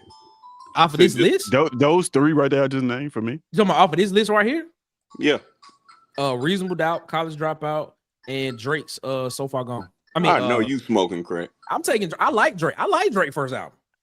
You first album was cold, Get bro. Rich or Die Trying? Are you I like serious? Drake's first. You talking me? I'm taking Drake. I'm taking that middle row.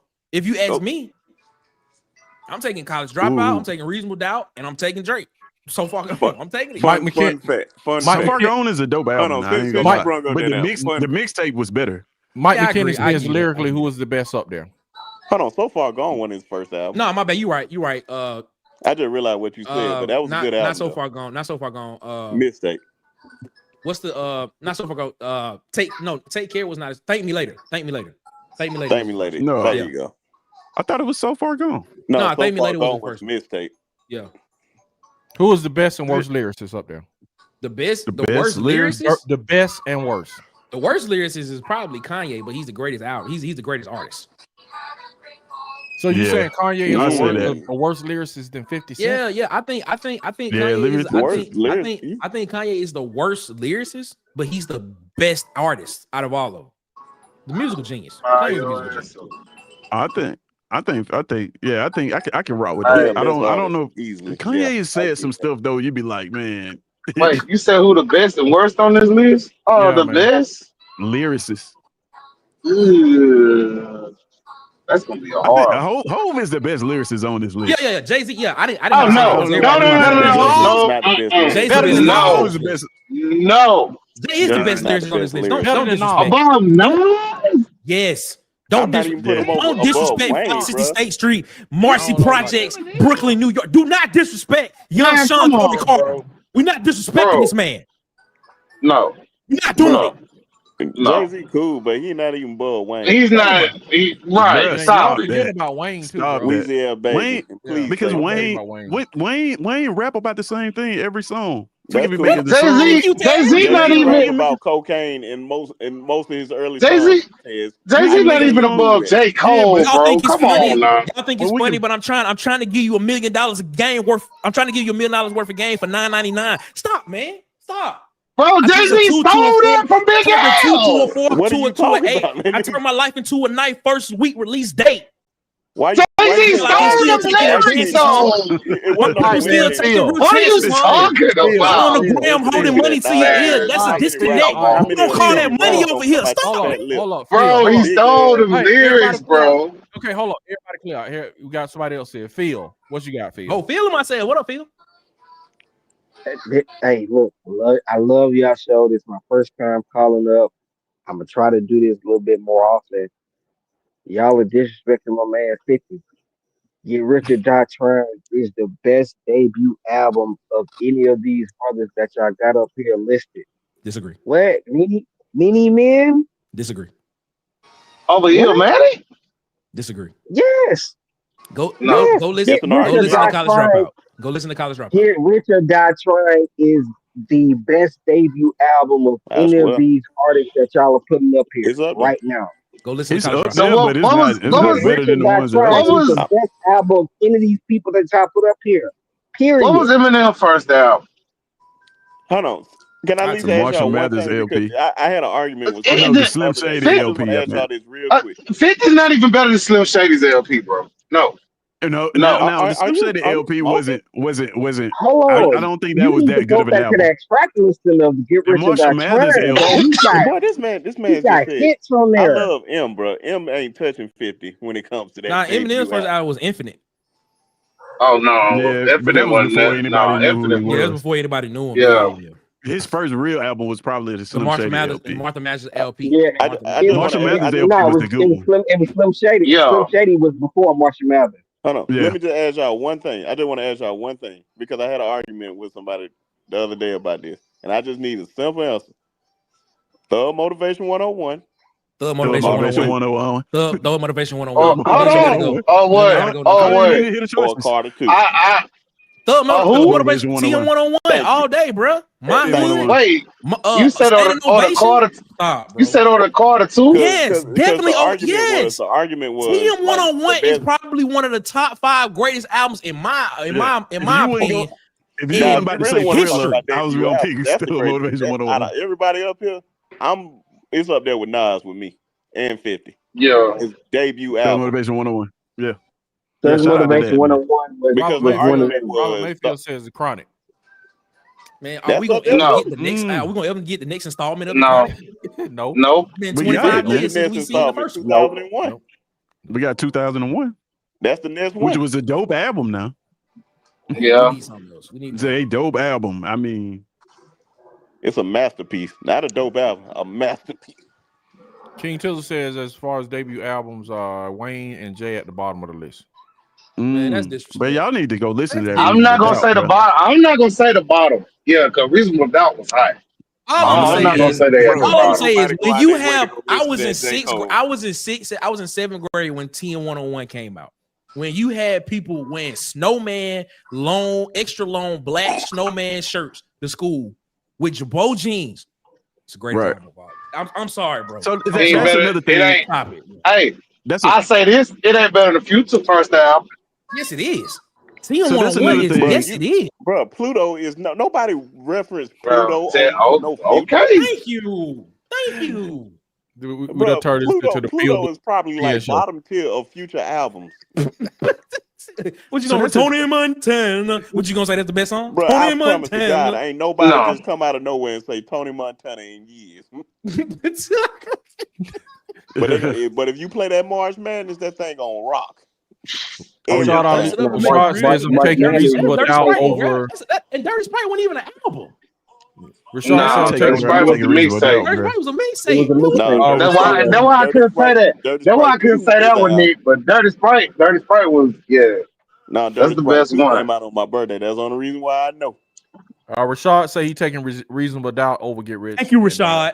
Thank you, Rashad. That was a dope album. Thank you, Rashad. I mean, it's nice. It's nice. Till King P says Jay-Z took everybody's songs and copied the lyrics. Come on, King P. He said what? Shout out to 8 Ball to MJJ. He said Jay-Z took everybody's songs and copied the lyrics. Tell me I'm lying. And he did. He stole. What's so funny? He got big ass style. But he cited all them people. Like when he did it, he cited them. No, It'd be so funny, man. He actually done plenty of verses where he addressed that very same thing. It's just like it is what it is. Like this is a great show, man. So look, all artists have done that to a degree. Yeah. Robert Mayfield says you're right. If we're going on sales, he was like Hootie and the Blowfish would be in the mix. Project Pack, Juicy J. The old man says lyrically is Biggie hands down. Hey, what's up, fella? What up, old man? What's going on? What's up? Listen, I just come to say one thing, and then I gotta go. I got husband stuff to do. I would rather stab my ears with a hot poker than listen to Jay-Z sing one song. Oh my God, oh man, don't do it, old man. Come on, old man, don't do that. Hands down, he should have stuck with Rough Riders. Bro. Okay, Nick. Nah, we not disrespecting Sean Corey Carr. That's not gonna happen. We can't do it. We cannot disrespect I-60 State Street, Marcy Project, Sean Corey Carr. We not gonna do this. DC, you know what's so crazy though? What's that, man? I got a cousin just like Nick. I'm talking about love Jay-Z. Jay-Z does no wrong in his eyes, bro. Chill out, bro. None whatsoever. Chill out, bro. Chill out. No, I'm dead. I'm serious. I'm so for real. I'm so used to this argument here. I don't even participate in no arguments no more. Not dealing with Jay-Z. Nas is still better. Nas Illmatic was better than Reasonable Doubt. Not by much, but it was better. By much. I can agree with that. Travell says college dropout. He was like Jeezy. First was that he liked the Jeezy first album. Snoop Dogg debut album was a hit. Oh yeah. Outkast first. Yeah. Cause the South got something to say. True. Okay. Now that's one smart black boy. Mama don't raise no fools. I don't know how I take that. Wu-Tang first. Bro, you got a lot of first. DMX first 2 albums. You got a lot of Oh yeah, X was oof. He's a DMX. That is now. That's the argument. Listen, that is when you talk about 2 albums being sold in 1 year, and the second one not having a rollout at all. Yeah, right. Both of them going platinum. Yeah, that was next level. Yeah, that was crazy. That's a crazy run. Yeah, bro, DMX. Bro, X held up Def Jam for like 5-6 years though. If you really think about it. If I was using my dog, using my left chest, you know what I'm saying? All right, man. Phil, you got anything else to say, man? Nah, beat Mercer. Love the show. Yeah. Shout out to feeling myself, Phil, man. We came full circle. Beat Mercer, man. Full circle, man. Full circle, man. I'm gonna say one more thing, and I'm gonna get up out of here, man. Go ahead, we on vacation. Go ahead, bro. Thug Motivation 101, greatest debut, freshman year of high school. Love that thing. It kicked off one of the greatest eras of hip hop history. Just want to throw that out there. Tez, you ugly. Dang. Wow. Nick, what up? What up? DC, what's up? Bubba, what up? But I couldn't think of nothing to say, man. But for real, man, Outkast, greatest group ever. Shout out to Wu-Tang. Shout out to everybody. Shout out to 8-Ball, MJG, 3-6 Mafia, Cash Money, Auto Boy. Man, matter of fact, a name that don't get mentioned enough. I'm sorry, DC. I grew up around a bunch of older guys like Tez. But shout out to JT Money, Pastor Troy. Oh yeah. Oh yeah. Oh yeah. All those guys, man. Yeah, Shout out to King South. Shout out to Oh, King yeah. South. Everybody from Montgomery know King Man, South. Nick, sit down. Nick, sit down. Nick, sit down. Sit down with that one, Nick. No, King South wasn't even the best one out of Montgomery, bro. Come on now, we ain't gonna do that. We ain't gonna do that. Shout out to Drama. Hey, that's what he said. Travell, you put Kilo Ali in the chat. That's who we was listening to before we got Outkast. Kilo was nice. Yeah, but that's the kind of music that was playing before we got Outkast. Luke, the 69 boys. Yeah. That's what the club scene looked like. Hey, be sharp. One thing you didn't speak on. What the Alabama got won last night? Yeah, man, we lost, man. I got it, bro. I gotta give you a trophy, bro. I think you the only tennis girl show up every week. Man. You the only one showed up. I believe Crimson showed up too. Bro, It's me and all them cats. They ain't show up, man. Man, let me tell you something. I said this many, many times, and you're gonna learn this about me in life. I don't run from the smoke, I run to it. All right, man. Hey, bro, I gotta give you props for that, man. Hey, you're about an hour late, so technically you jogged. Man, I'm on vacation.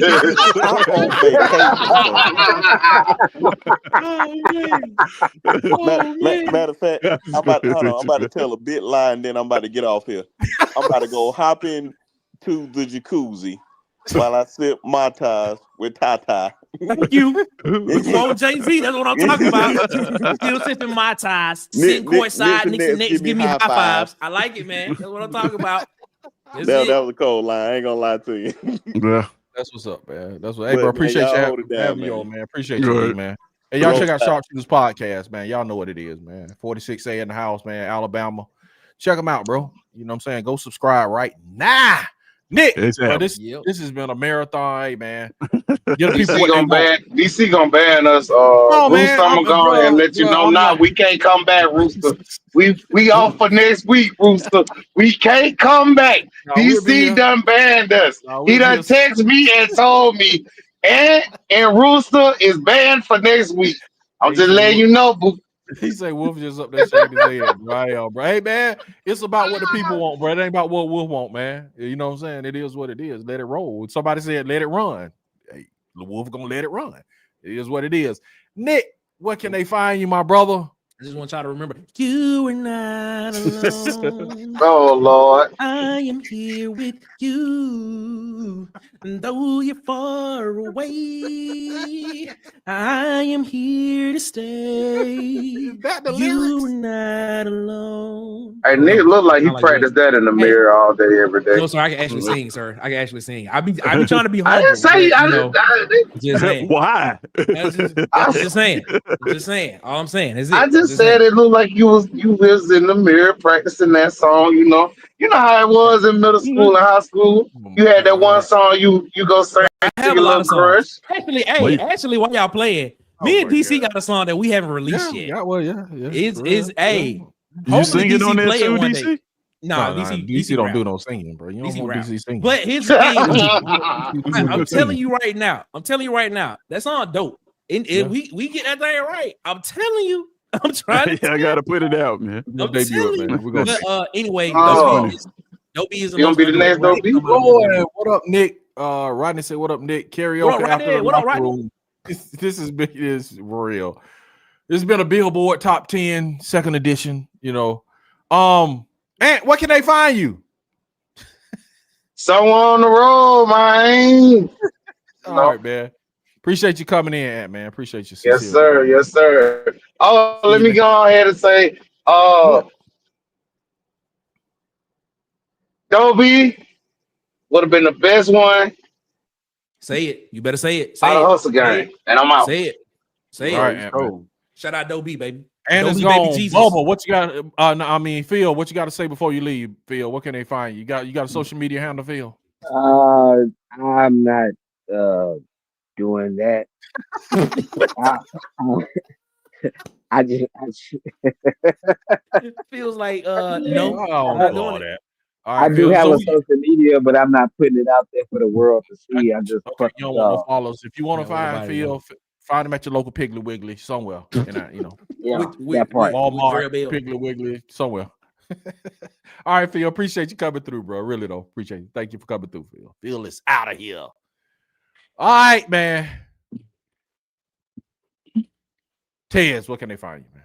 This has been one for the ages, right? Oh, man. Man, you can find me at It's SECZN on all platforms. Said, hey, I just got up like a 90. I am, bro. Hey, listen. Hey, for real though, they be watching everything, bro. Bro, for real though, I did something this weekend that I hadn't done in a very long time, and I spent the entire weekend at a softball tournament. Shout out my niece Joy and the Beehives out of Auburn. They came up here and had a tournament in Trustville, and I was out there all day yesterday and today, and it was a lot of fun, man. And getting daughter used to do that, so like getting back out there and seeing that was great, man. So yeah, you can catch me at it's SECZN on all platforms. We got the most credible ranking show on the planet. It is coming up this Tuesday, and if you haven't been watching football this weekend, you should know that it's gonna be some movement on that list. Okay. Saturday, some teams gonna get moved around. Yeah, check it out Tuesday. And I also wanted to throw this up here too. Okay. Outkast, greatest album from Outkast, I think. Greatest group of all time. Well, he got the vinyl. On him. They throw Motivation 101 live. Yeah, this is a good one. That one's dope. And then a very underrated artist and one of my favorite albums, Swimming by Mac Miller, is What's up, man? At the top of my list. Hey, go back to Rodney's. Go back to Rodney's when you Rodney, get who right did you send? He talking to me. I'm looking at it right now, Rodney. I like the white one. The white one. Can we see it? No. Rodney, everybody that know Rodney, man. Rodney got his racing team, Black Magic Racing. Black Magic. He got shirts that he got for sale. I don't know. Rodney, you need to let me know so I can how I can promote this on the show. So yeah, Rodney, let us know how we can promote it, bro. We'll help you, man. Rodney, Rodney, you drag racing or what? Rodney drag racing? Yeah, he do. He restoring a 76 or 77 Corvette, 76 or 78 Corvette that he's restoring right now. And he got his racing thing, going on. Black Magic. I need he about to get some shirts that I'm gonna get. I'm gonna get that. I'm gonna wear it too. So shout out to Rodney for that. And I need to know so we can promote that on the show. So people can find a way to Rodney get ain't sending me and Tez no shirt or bubble. I guess you know what I'm saying. I wear shirts. I wear shirts every day, right? Okay, Rodney. We see what's happening, man. Nick your favorite. That's all right, man. Shout out to Rodney, man. Shout out to Rodney and Black Magic Racing, man. Bubba, where can they find you, man? Bubba and Old Man on YouTube and on Twitter. Bubba, who your favorite rapper? Bubba gonna rap. Bubba gonna rap for us. I'm more of a sit in a dark room and watch tape kind of guy. This guy. Bubba is who you That's need. my kind of guy, man. Bubba is who you need. Is who Auburn needs as a head coach right now. Absolutely, man. That's what we right. At least put him on the staff. You know what I'm saying? At least put him on staff, man. Yes, that's what we need. Bubba, how much football do you watch a day? I'm just curious though. Depends on if I got to work with this hoe I got to work with at work. She talks. Wow. But that was Tell us how you really feel about it. I stand her, but I mean, if she ain't working, which is frequent, I don't know how she ain't been fired yet. But, usually 3-4 out of the 8 hours. That's what's up. I rock with Kendrick. That's what's up, man. Hey, you and my wife would get very, very acquainted because she loves Kendrick Lamar for some reason. Rodney, was that 10-4 meaning that me and DC gonna get shirts? Probably or not, that was bro. just like just a 10-4. Like 10-4, bro. Yeah, my wife loves Kendrick Lamar. 10-4, figure it Shout out. out to my wife. Shout out to my wife. XL, or give me a XL, man. 2X. Give me a 2X. Man. Large. I have 2X, man. You know what I'm saying? Rodney being stingy with the t-shirts. Bubba, what size you wear, man? Rodney being stingy with his little t-shirts. Man, I try to get all into the man inventory. Yeah, Rodney he's being stingy with the t-shirts, man. Not everybody want a Black Magic t-shirt. Right. If this one was 2000, if this was 2003, I'd have told you 3X. Man, you see, I thought about it, Tez. I was like, what? I was like, no, it's 2025, so I'm gonna go with a large.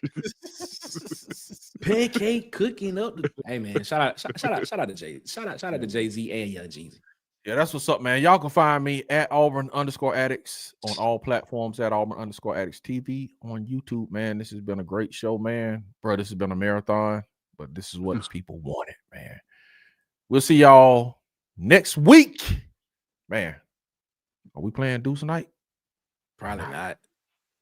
Beat Mercer. Beat Mercer, man. Hey, beat Mercer, but Ant said we are. Ant said Ant words, well, Deuce night will start, and we gonna see Saturday. If Ant was right, he been right so far.